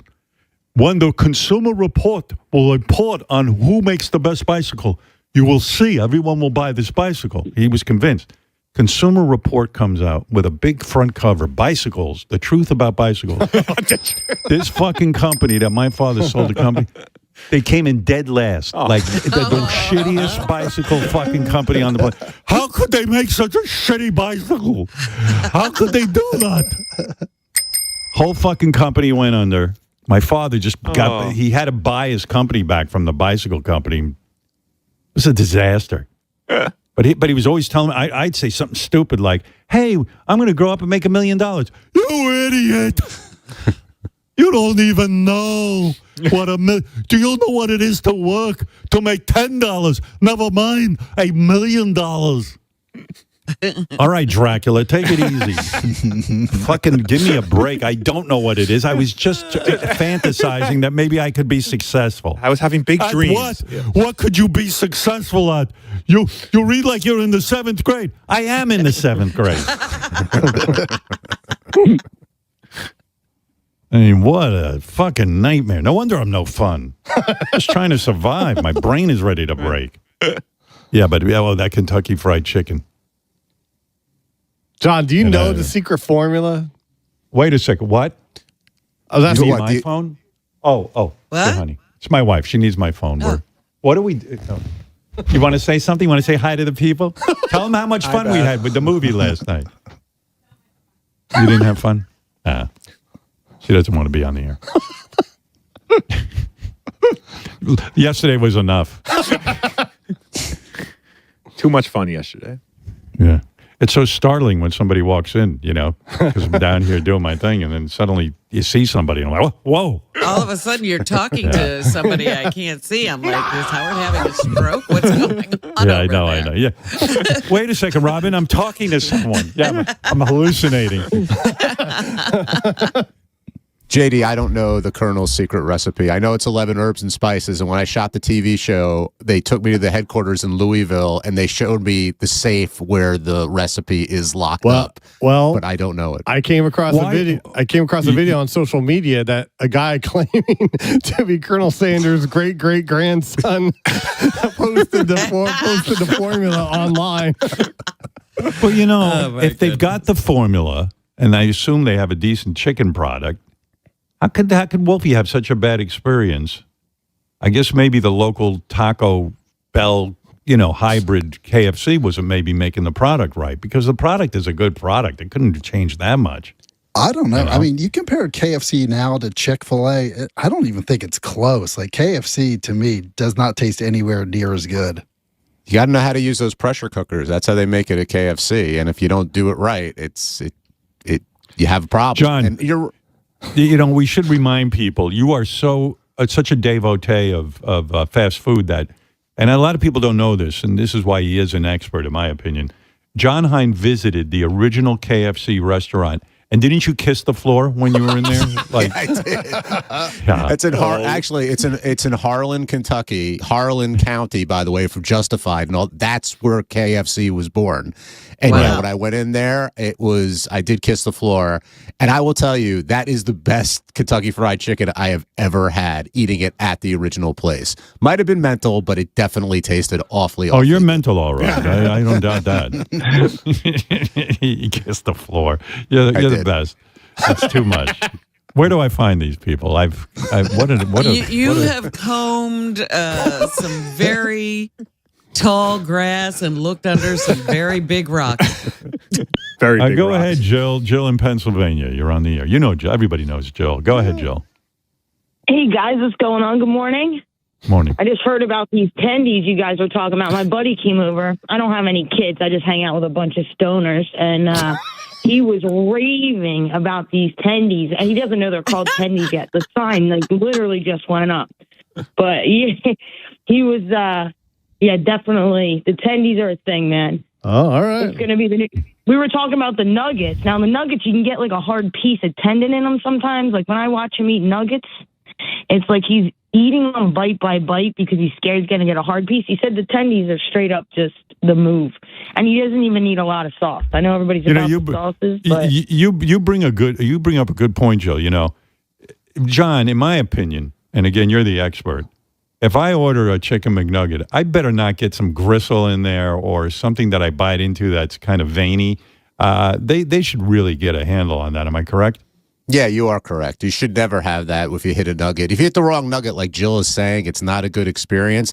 I think the reason people like the tendies or the tenders or whatever you want to call them is because they're a little bit smoother, they're more stretched out, and you feel like you're getting more chicken out of it. Whereas with the McNuggets, or any nugget, you got to eat 10, 20 of them to have that same kind of satisfaction.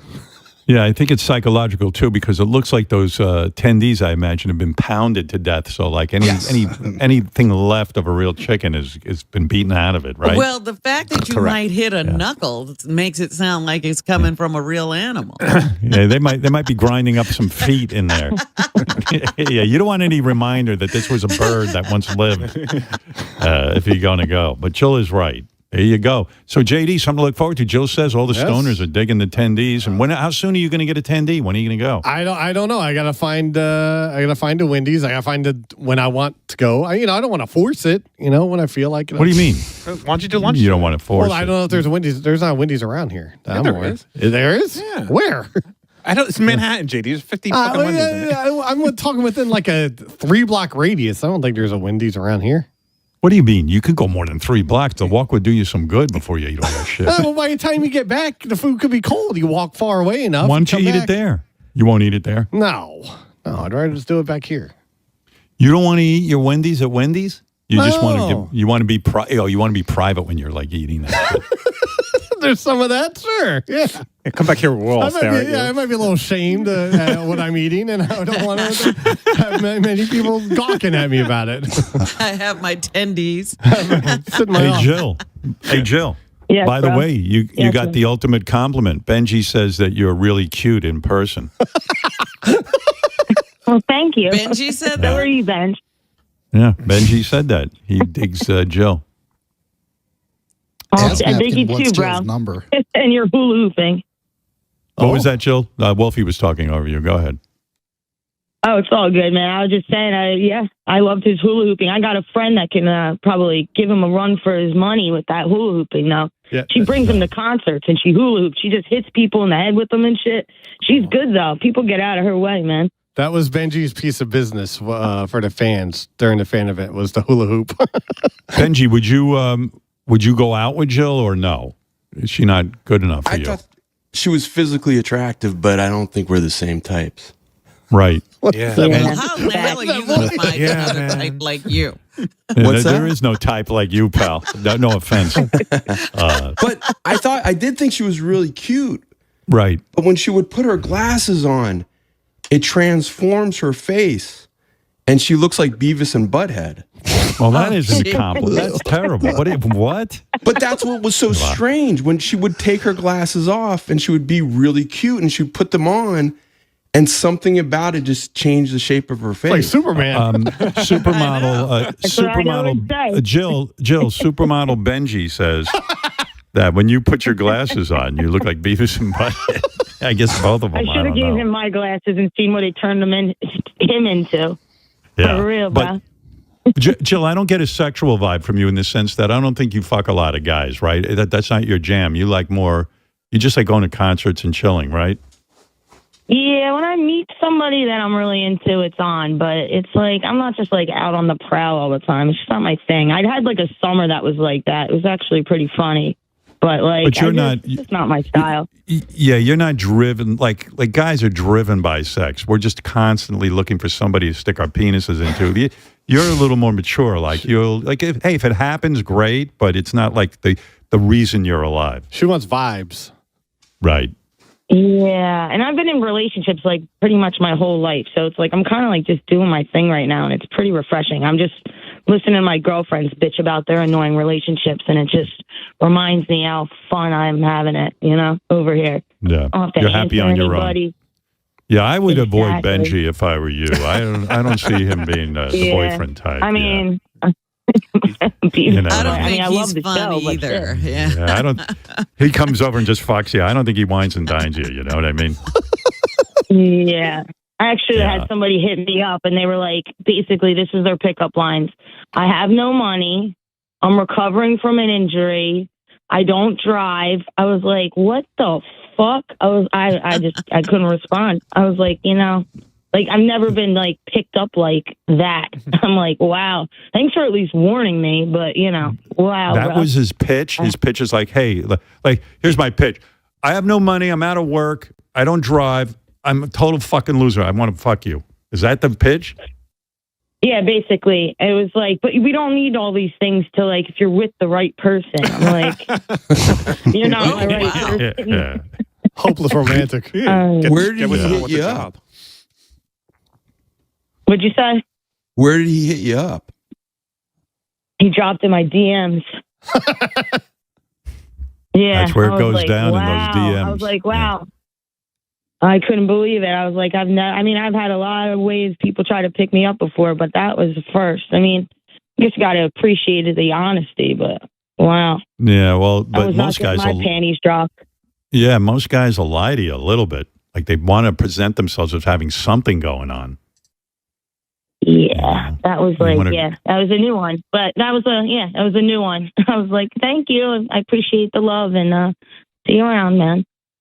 Yeah, some guy wants you to open up your legs and he's telling you he's got nothing going on. I mean, it's not cool. Literally. It's not cool. Yeah, it was like just drying everything up. Yeah, you went dry. No moisture was left in your vagina. Exactly. Too much. Like, so for the fellas out there, I wouldn't lead with that. Let's just say that. Are there any guys on my staff you would bang? Who do I think is good looking on the staff? Or I just like, I'm not always all about just looks. Thank God. Yeah, we most of my staff praise Jason, for women like I you. fuck Jason, all right? Jason? Like, could a JD have a chance with you? Yeah, JD is cool. Right. And like, we're into the same shit. I don't play with Legos, but I do love playing video games. And a late night, like, I don't eat a lot of fast food, but late night, like, when my friends are over, they're always DoorDash, and I'm like, get me something. I'm not spending a fortune, because that DoorDash gets expensive. It's like, I'll put everything in my cart, and it's like $15, and I go to check out, it's like $40. So I can buy a concert ticket. You know what I mean? I'm like, delete, just go to bed, don't eat this shit. But my friends are getting it. They've got like Dash Pass and shit.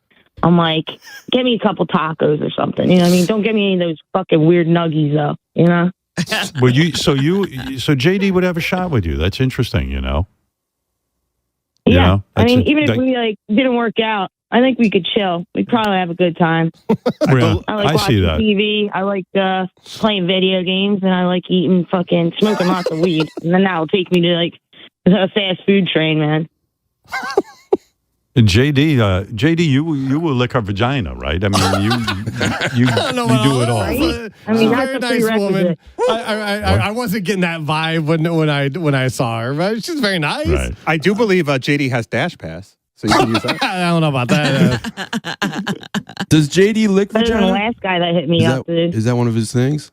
What, JD? JD goes down on it. Sure. I don't know what he does. I have. What, Yeah. JD. Yes. Right? You go down on a girl. Fine. Yes. I think Jill's really cool, but what if I told you her vagina tastes like tendies? And 7 sauces. Yeah, with sauce. Tendies. All right, I'll go there. I don't know how to respond. All right, Jill. Good talking to you. Yeah, it's good to hear from you guys. I'll catch you later. Have the best day, all right, guys? You too. Bye. Bye. That's Jill. Peace. She's awesome. Tendies. Awesome girl. I like that. I like that, Jill.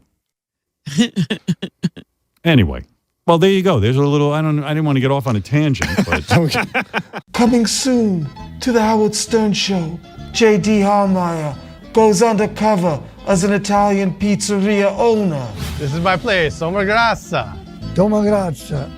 I get more wine, please. Can Italian J.D. fool pizza expert and Sal's father, Tony Governale? I was the first with the pizzeria. I invented the pizza topping. I've been doing this all my life. You are the guest of honor.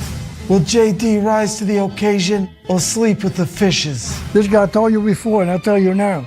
It shouldn't be in business. Italian J.D. meets Tony Governale. Coming soon to the Howard Stern Show. It's not the best looking pizza, so you get to You need to be shot. Holy Christ. In today's fast-moving job market, staying ahead means keeping your skills sharp. At University of Maryland Global Campus, we help keep your capabilities cutting edge with our skills-based education programs designed to move your career forward. Explore more than 135 degrees and certificates in business, cybersecurity, and more. Apply now and save with no application fee. Classes start May 13th. Learn more at umgc.edu. Certified to operate in Virginia by Chef. Hey, it's Nikki Glazer, and my new stand-up special, Good Girl, is coming to Hulu April 24th. Every single woman loves Good Girl. And guys don't want to say it because they're like, it sounds like I'm her dad. And it's like, exactly. Okay, just be my dad. At Starbucks, this girl came up to me and she was like, are you? And I was like, yeah. And she was like, aware there's a Band-Aid in your hair? Don't miss Good Girl on April 24th, streaming on Hulu. Terms apply. For every live Howard Stern show, there's a live Howard Stern wrap-up show. 11 a.m. Eastern on Howard 101. Hey, I'm Mike Slater. My dad passed away at the age of 63. He was in great health. Was out of nowhere. Had a stroke. And super hard, obviously, for the whole family. But my dad had life insurance. So even after he passed away, he was still able to provide for my mom. And of course, by extension, my brother and I. This is why I have life insurance for my family, for my wife and 4 kids. And the best place to get life insurance is ethos.com, because you can do it in 10 minutes. And there's no medical exam and no blood test, just a few health questions. 10 minutes. You're covered. Your family is covered. You can get $2 million in coverage for $2 a day. That's a 10-year term life policy for a 35-year-old healthy, non-smoking male. We don't like to talk about death in our culture, but everyone's going to die. You are going to die. Get life insurance in 10 minutes so your family is protected. Ethos, E-T-H-O-S, ethos.com/free. Rates may vary, billed monthly. Ethos.com/free. Tired of the same old game night? Switch things up with Chumba Casino. Play over 200 free online social casino games. From classic slots and blackjack to exclusive in-house favorites you won't find anywhere else. However long you got, you can play your way, anytime, anywhere. Make your next chill night a little more fun with Chumba Casino. Only available in permitted states. No purchase necessary. See terms and conditions for details. VGW Group. Void where prohibited by law. 21+. Right.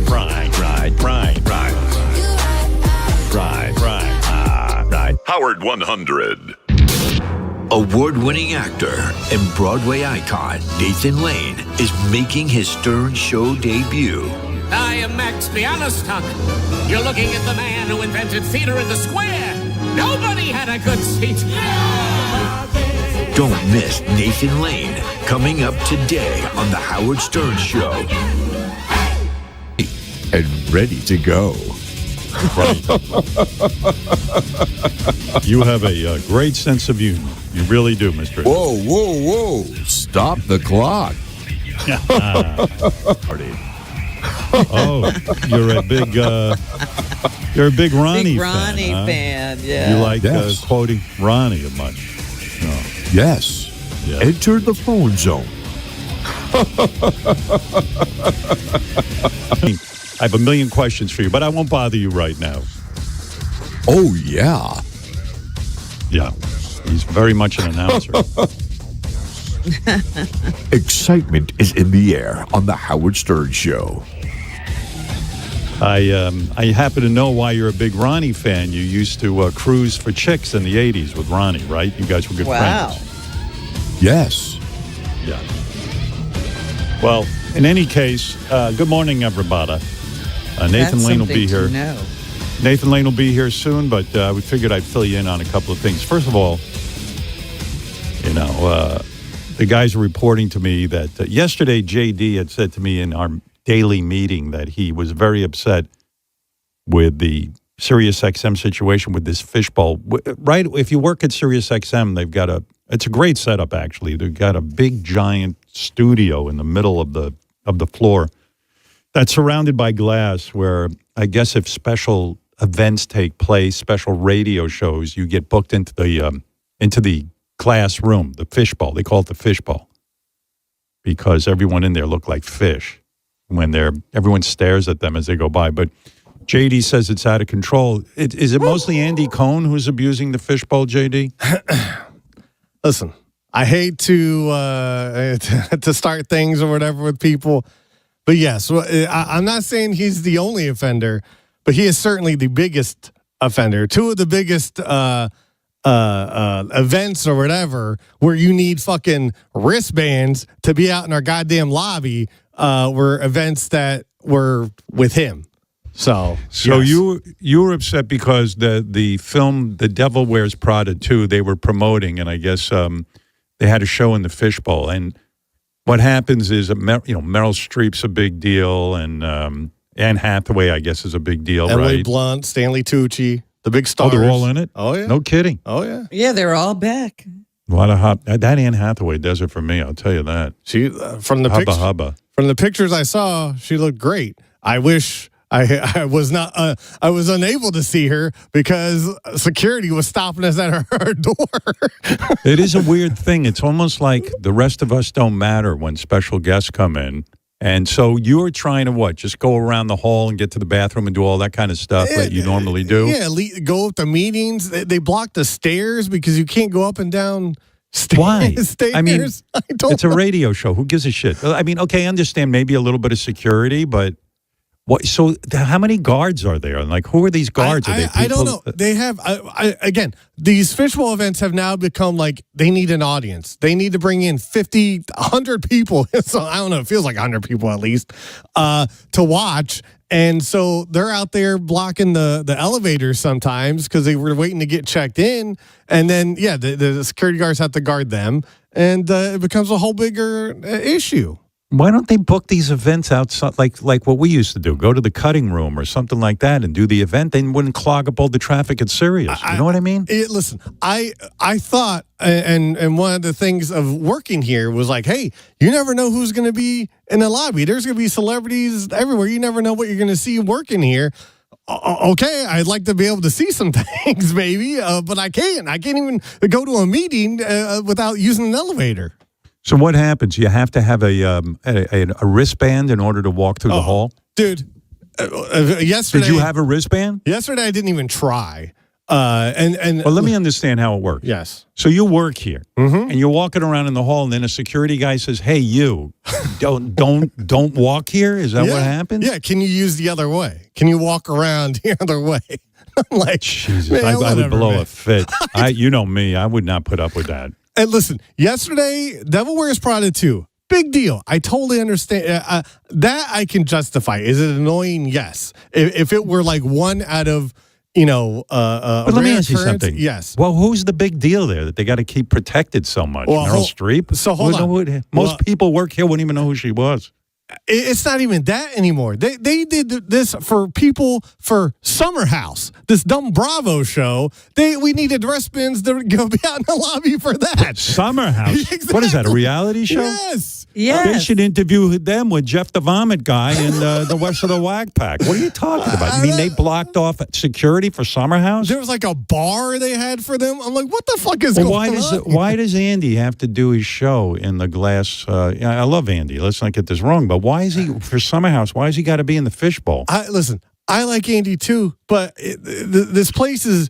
He's turning this place into Bravo XM. It's Sirius XM. I don't want to work at Bravo XM. I want to work here. Bravo XM. Maybe they, like Anne Hathaway, or like she's kind of like maybe like she didn't want to see any nerds, like she didn't want to see you in the hallway, Maybe they were trying to protect the only one her. around here, I bet they're not making the big deal. Sirius is making the big deal. Yeah. Well, I'm sure. I came in. Well, you know what it is? They're inviting people from the public up. And so I admire the fact that Sirius is taking it seriously and saying, hey, we're going to have people roaming the halls. We want to make sure we got security locked down. It's mostly for the audience that they have. But I would argue in radio, it is so much better when you don't have a live audience. I know Andy probably doesn't think this way because he does his television show with an audience, right? The late Watch night What show. Happens Live, yes. Watch What Happens Live. So he's into it. But really, it's a lot better to just lock it down, no audience. Meryl Streep's not looking to look at, normal people. You know what I mean? She's looking You know what I mean? Anne Hathaway probably despises regular people. I don't know about that. These are elite people who get treated. All they need is a way, a waiting room and a way to get into the studio and a way to get out of the studio. Well, that's all they need. They're not roaming around the halls of Sirius afraid to bump into people. Oh my God. I can't. And so they're making the big deal about this. So what happened? So when you were Sirius. working, what happened? So you didn't have a wristband. Yeah. And when you walked out in the hall, some guy immediately I didn't even try. This has been going on for so long. I know it's not even worth trying anymore because yes, when you come up in the elevator, there was a guy, David Cross, a comedian. I rode up in the elevator with him. Security guy almost turned him away to go the other way. I had to tell them, no, this guy is here to as a guest of a show. So, Gary said he was walking through the hall. And for some reason, Victoria Beckham, from the Spice Girls. Oh, yeah. She's hanging around with the cast of The Devil Wears Prada. But there's no reason as far as we know, there's no reason because she's not in the movie. Is she in the movie, Gary? Victoria Beckham? But they said that she's been doing promotion with the movie. I understand she's the face of Gap. So yeah, but what like I'm the face of ugly people. So what? I'm not walking around with The Devil Wears Prada. JD's leaving out a big thing yesterday. Yesterday was like fashion week here. It wasn't just regular people. There was a ton of fashion influencers, and every one of them had their own camera crew.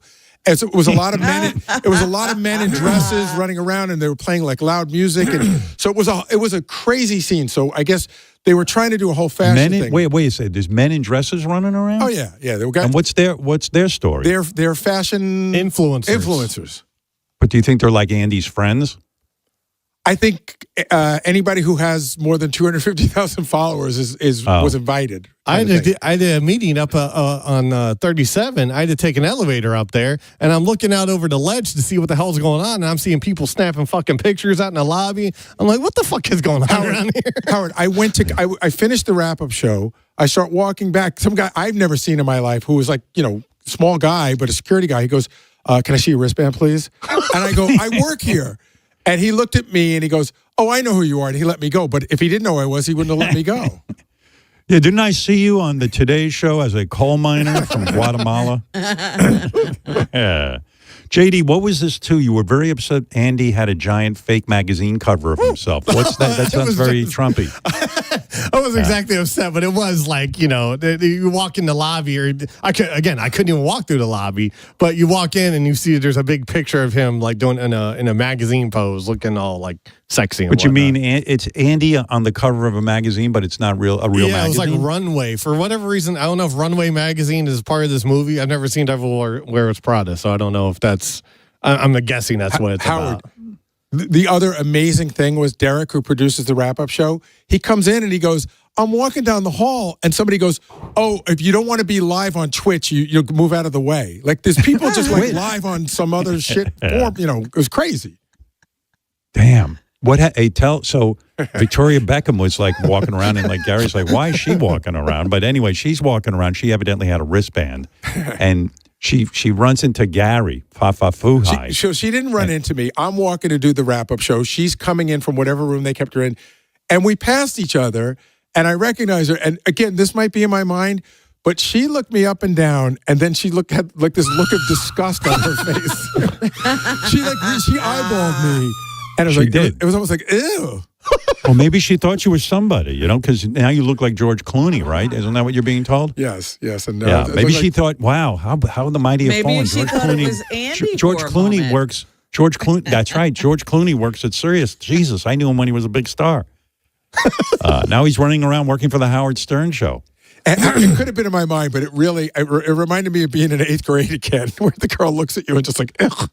Yeah, but maybe Robin's right. You kind of now are being told you look a little like Andy Cohen with your salt and pepper hair. Maybe she thought you were Andy, and thought maybe, so she's trying to figure it out. Did he get new teeth? She was perplexed, for sure. Yeah. Oh, There's Andy one got of two terrible things. teeth. Yes.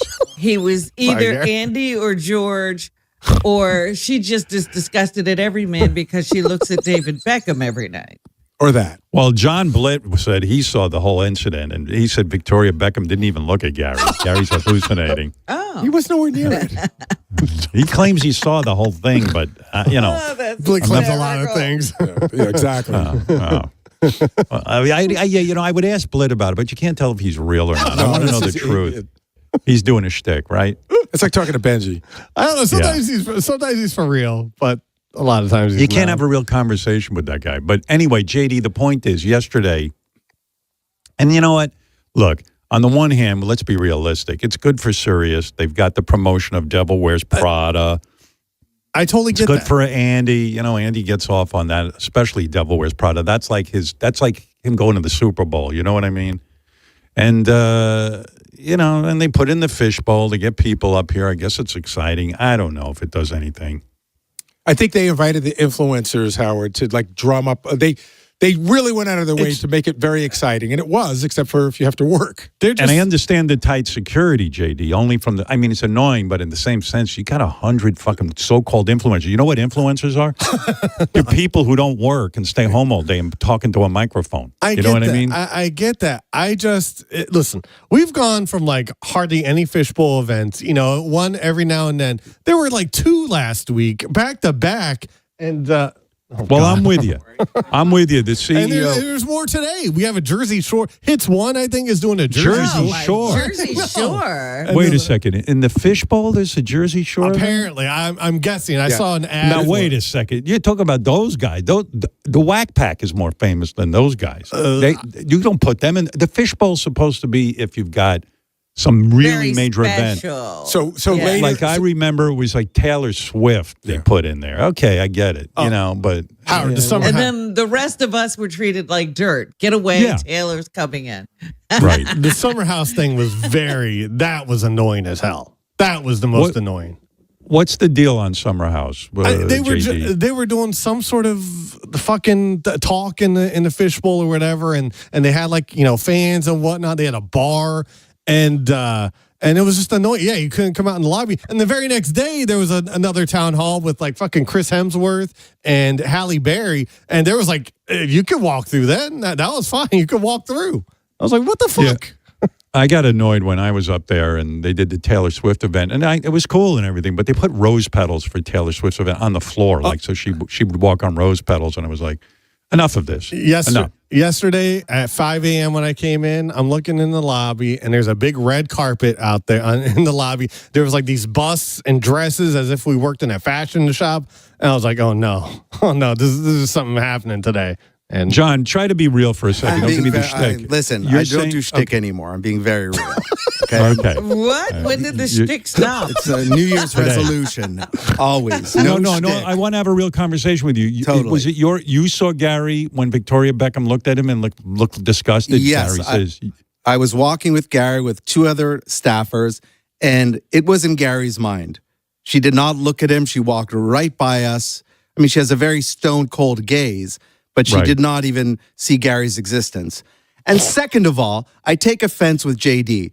First of all, he should be excited that we're working at a company that has excitement and there's a pulse and there's energy and there's celebrities. Here's this guy complaining. I am shame on you. I just want to be able to walk around.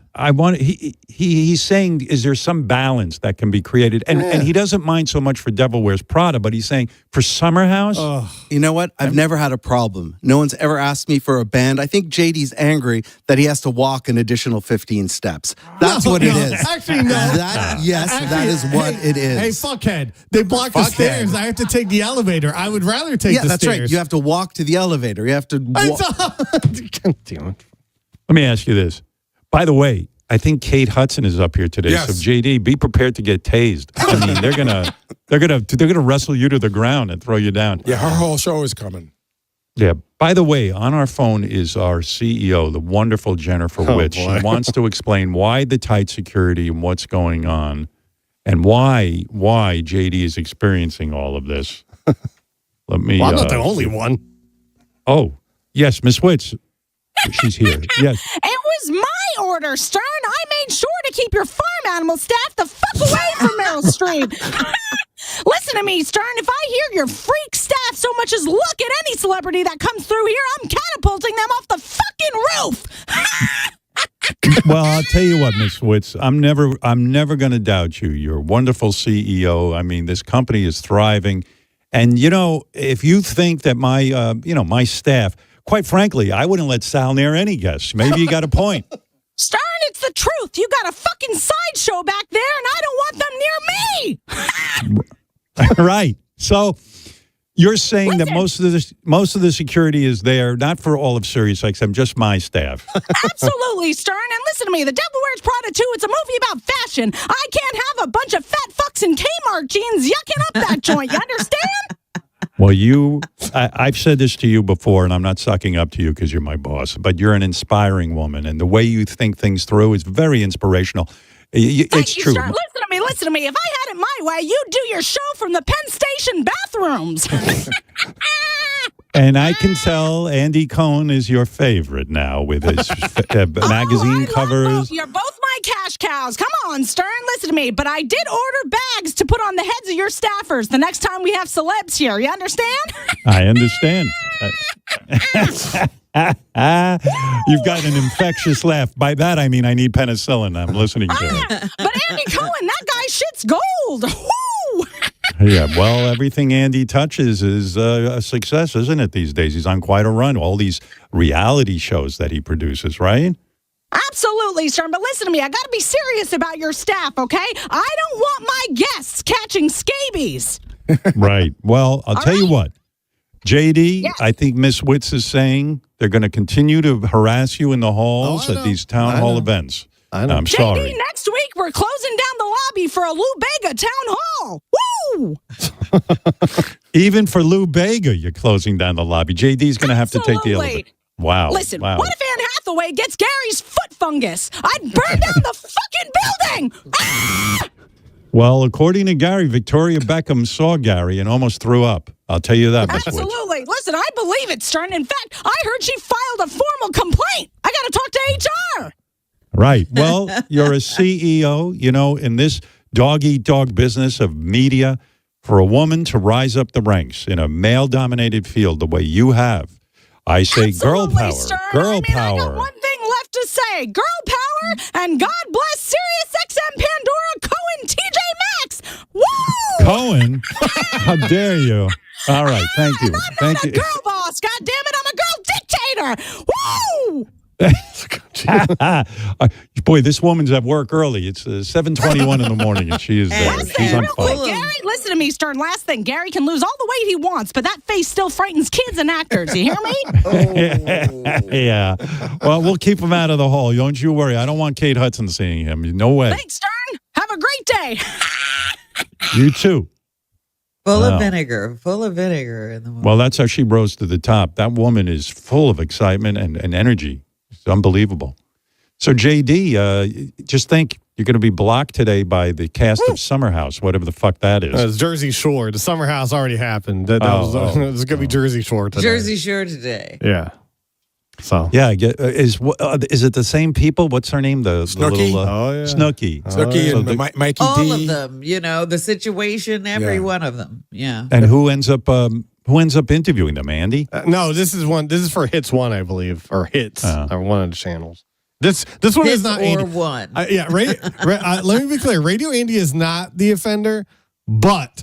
This is like Lena Dunham. He had to interview her in a fishbowl last week with why?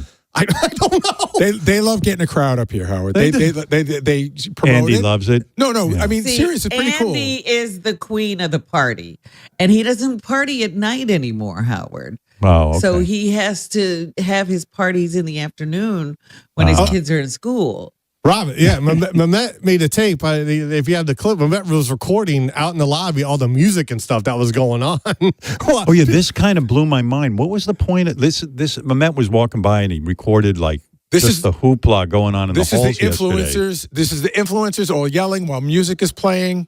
Yeah, it was like a disco. I'm in the Sirius lobby, and this is what I would have blown a fit. It's a little hard to get any work done or have any conversations. By the way, it's 10:30 in the morning when this is going on. Yeah. Or even hear yourself talk.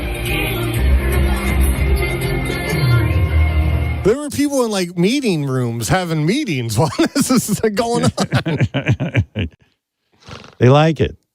I don't know, man. A good thing. Better I work from home because you would hate it, Howard. You would hate it. If I walk through the hall and they start hassling me, I tell you. Ronnie would have to come over and give you that talk every fucking day. You got to figure this out. Oh yeah, the talk where Ronnie goes, I don't think we should go through the lobby. We're gonna go, and I'm walking in some back room, and I'm going through a garbage pails, and I'm trying to hop over shit, like because he knows I don't want to deal. Sheeted in black, and you don't know, you can't see anything. Even if you were wristbanded, you would have to pass like 100. I wouldn't people. wear a wristband. I refuse to go to work and wear a wristband. I won't do it. And you know what? It's weird, too, because the thing that I didn't like, listen, I'm happy if the company's getting guests and there's hoopla and shit. Don't get me wrong, like what Blit was saying. But, it's like after you do the show, you're a little bit loopy. And then, you kind of just want to get in your car and go home. And then if you go through that scene, in the lobby, and, and it's like guys in dresses and everything. And then they come up to you and they go, hey, can we take a picture with you, Howard? And then you don't want to be a dick because you're at work and you don't want to be that guy who's the story that like, hey, he blew me off. But, I never went to Studio 54 back in the day when it was happening because I didn't want to even be a part of that. I mean, plus I was like 20-something years old. Nobody gave a shit about me. I was the program director at WRNW, so I would get invited to Studio 54. And one time I went, and I just, how there's supposed to be sex and drugs and everything. Nobody talked to me. I just stood there. Nobody danced with me. Nobody took their clothes off. Nobody offered me Coke. It was like, I just stood there. And I went, this is awful. Imagine Studio 54 in its heyday. I'm there and I'm like, well, I don't know why people are here. It's boring. It was horrible. Well, I mean, nobody ever wants to talk. It wasn't like some hot chick came up to me and wanted to dance with me. But it wasn't like you saw Andy Warhol and Jackie O and whoever either. Well, first of all, Robin, I went at 7:00 at night because I didn't want to go late.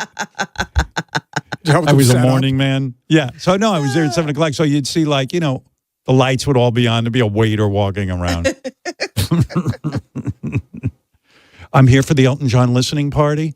Oh, that doesn't start for another 9 hours, sir. Yeah, but I'm ready now. I'd like to hear the album now.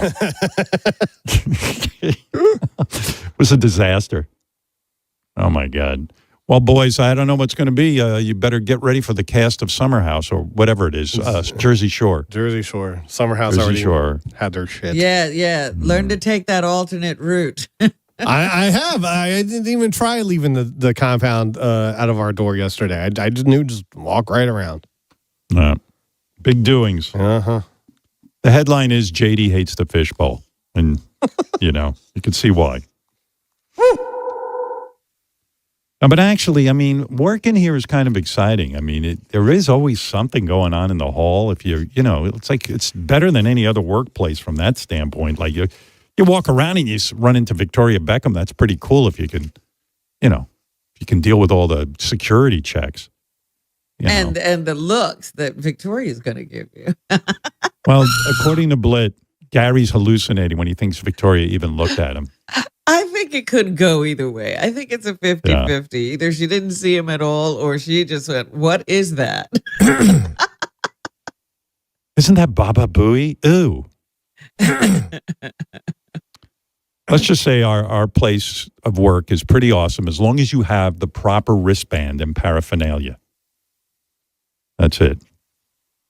I'm going to work. I don't think your workplace should ever become, what do they call that in HR? Intimidating or toxic or, make you feel bad just because you came to work.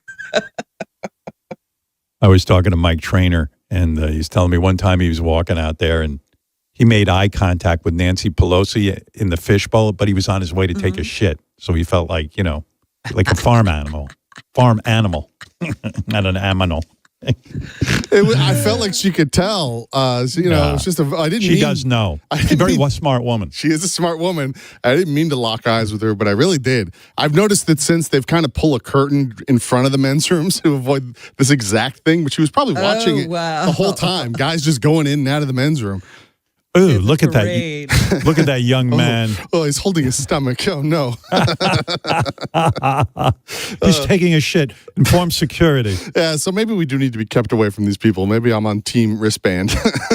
I don't know. I'm sort of in the Blit camp. I always kind of did like when I was up at Sirius every day, and then something exciting was going on until it came time to leave, and then I had to deal with the picture And it got taking. in your way, yeah. If it moves the needle for the company, then I'm all for it. Yeah. And again, you know, I wouldn't even be against taking pictures with people if I was really handsome. But, Mike, was it you who went out on the street yesterday and you showed people the picture of me next to Ed Sullivan? And Ed Sullivan was better. Everyone said Ed Sullivan was much better looking than me. That was Jonathan Blitt, I believe, who did that piece of reporting. But yes, it was You good. want to know the truth? I don't even want to play it on the air. I'm so humiliated. Not one person thought I was better looking than fucking Ed Sullivan. Seen the two pictures. I Well, don't know. This was These are from the that pictures that showed up in Rolling Stone? These are the pictures that showed up in Rolling Stone. And I was really complimented by the article. The writer was very complimentary about me and my career and how I deserve to be in the Rock and Roll Hall of Fame and all this nonsense.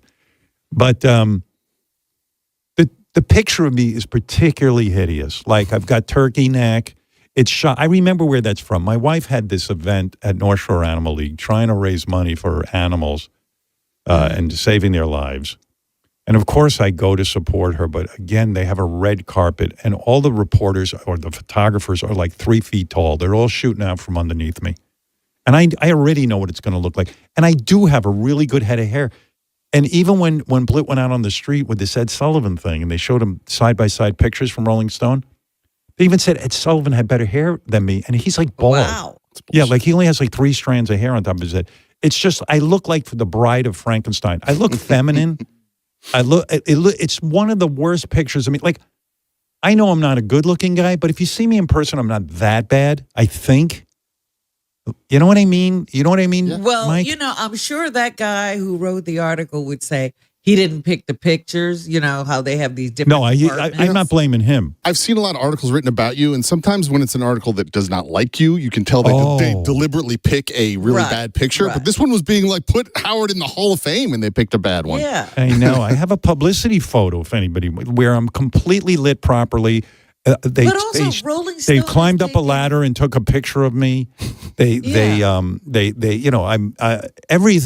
was approved by me. But they Rolling Stone insist. has a million pictures of you I know. taken by great photographers. They insist on humiliating me. They could have done the one from your book where your hand is covering a third of your My face. face? Yeah.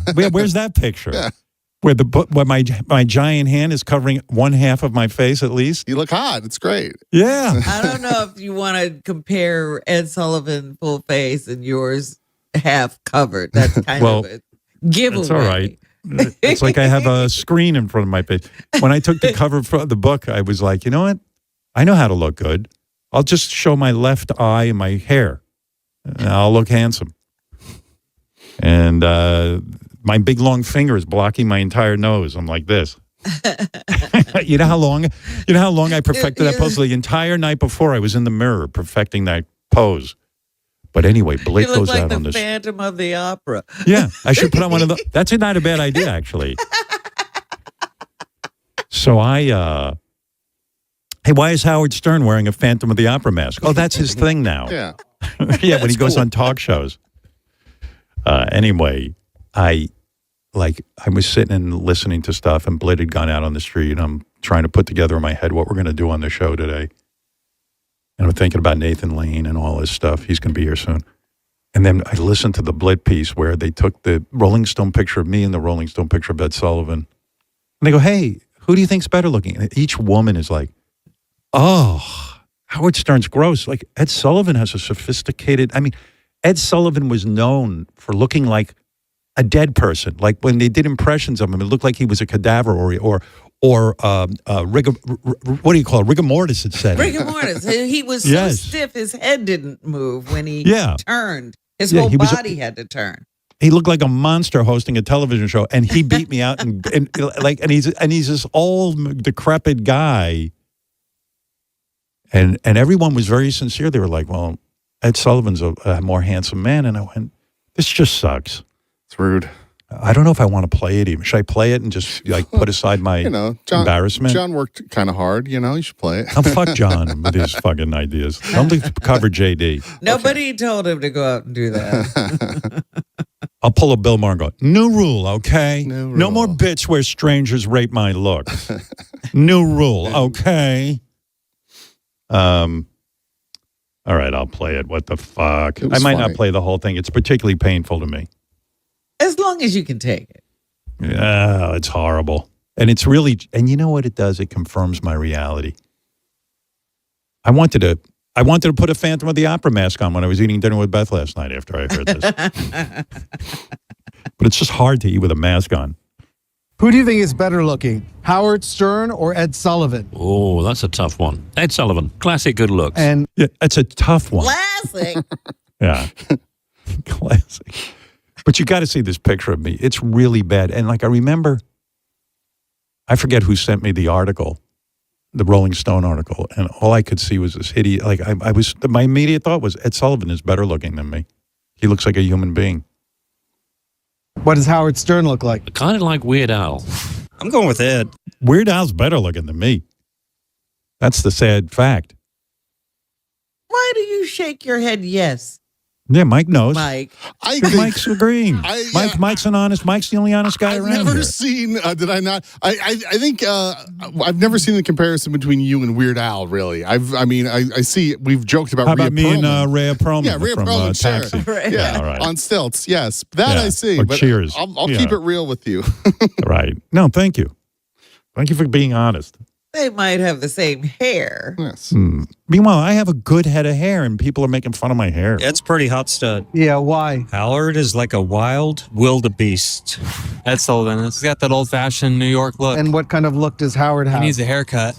I would say Ed Sullivan. Howard Stern's not a good-looking man. I think he looks like an elderly woman. Ed Sullivan, all the way. Why? Howard Stern's hideous. Skeevy. Really? He's very skeevy. Skeevy. I'm the least skeevy guy.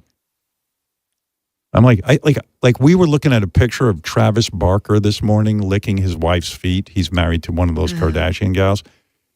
And I'm so not skeevy. I'm like, why would somebody lick another person's foot? I don't eat ass. I mean, I'm not up to anything skeevy. John should have told him that. I don't know if Ed Sullivan. Skeevy people never look skeezy. Skeevy. Yeah. Everybody met Jeffrey Epstein and just shook his hand and went on. Oh, yeah. Nice looking man. Strong jaw. Yeah. Attractive. Yeah.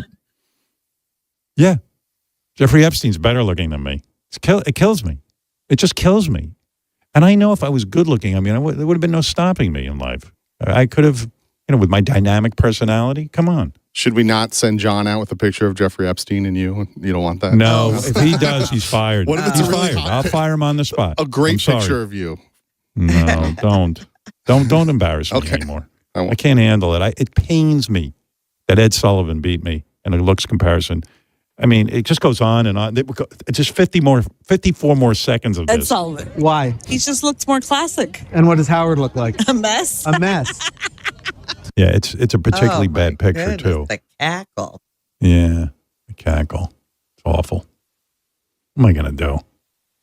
It's the face I was born with. Listen, you look at where I come from in terms of my genetics.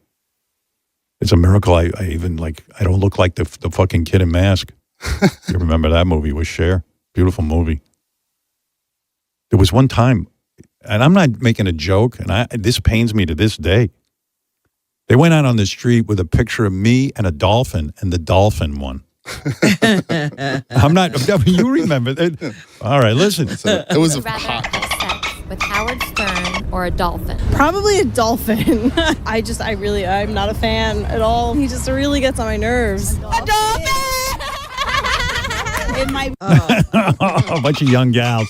I'd fuck a dolphin over Howard Stern. Yeah, that one's very painful. Very painful. Well, dolphins have that little smile, their mouths. Yeah, I know. They're better looking than me. Yeah, but they're lying. Yeah. Let me tell you. Who's lying? They get in a room with you and the dolphin, they're going to have sex with you. I don't know. I think, personally, I agree with them. The dolphin's more fuckable. And a better conversationalist. better. He might be bigger. Oh, but then again, Howard Stern got money. Yeah, I'm sorry, Howard. We coming for there you, you go. baby. I'll see you soon. Yeah, money wins. Sadly. Oh, God. Who's better looking, Howard or Ed Sullivan? I'm not going to forget that Blit did that to me. Terrible. Awful. Shame on him. I don't know how they found a good picture of Ed Sullivan. You know what? It's not a good picture of Ed Sullivan. You have to see it. He looks horrible. He looks like your grandpa. He always looked horrible. Yeah. And I look worse. And I'll be honest, I agree. Oh, here you go, Robin. You can see these pictures. Oh. He looks good, guys. I look so shady. There is just no way Look at my that hair. he looks better than you. Oh, my God. You love me That so much. picture's not that bad, even of you. Yeah, okay. All right, guys. Okay. Get rid of it. And that, you know why that picture's so bad? It's that fake smile. My wife goes, why don't you try smiling on the red carpet? You'll look so much better. And it's like this smile that looks like a half a... At gunpoint. I can never triumph. Beautiful article in Rolling Stone how I should be in the Rock and Roll Hall of Fame. And then they put a picture of Ed Sullivan next to me who looks way more handsome. And he's in those sepia tones. Oh, it's Yeah. awful. Yeah. It look like 5 strands of hair on his head. And And it's all, what kind of a hairdo is that? It's all combed greasy. back. Yeah, all greased Yeah. back. Yeah. That was the look. That was all they That had. was the look. Yeah. What's my look? That's why the Beatles blew people's fucking minds. Like, your hair's not slicked back. What's going on? Yeah. It's true. It's so true. It is true. Yeah. Anyway. Did you see, you going to see, what is it, the cast of, what's that show? Jersey Shore? Oh, Summer Jersey House. Shore? No, No. Jersey Shore, yeah. I'll avoid it. I'll take the long way to the bathroom if I have to. You just want to, stay out of their hair. Sometimes you see cool shit. I know you're not a big fish guy, but the Trey did an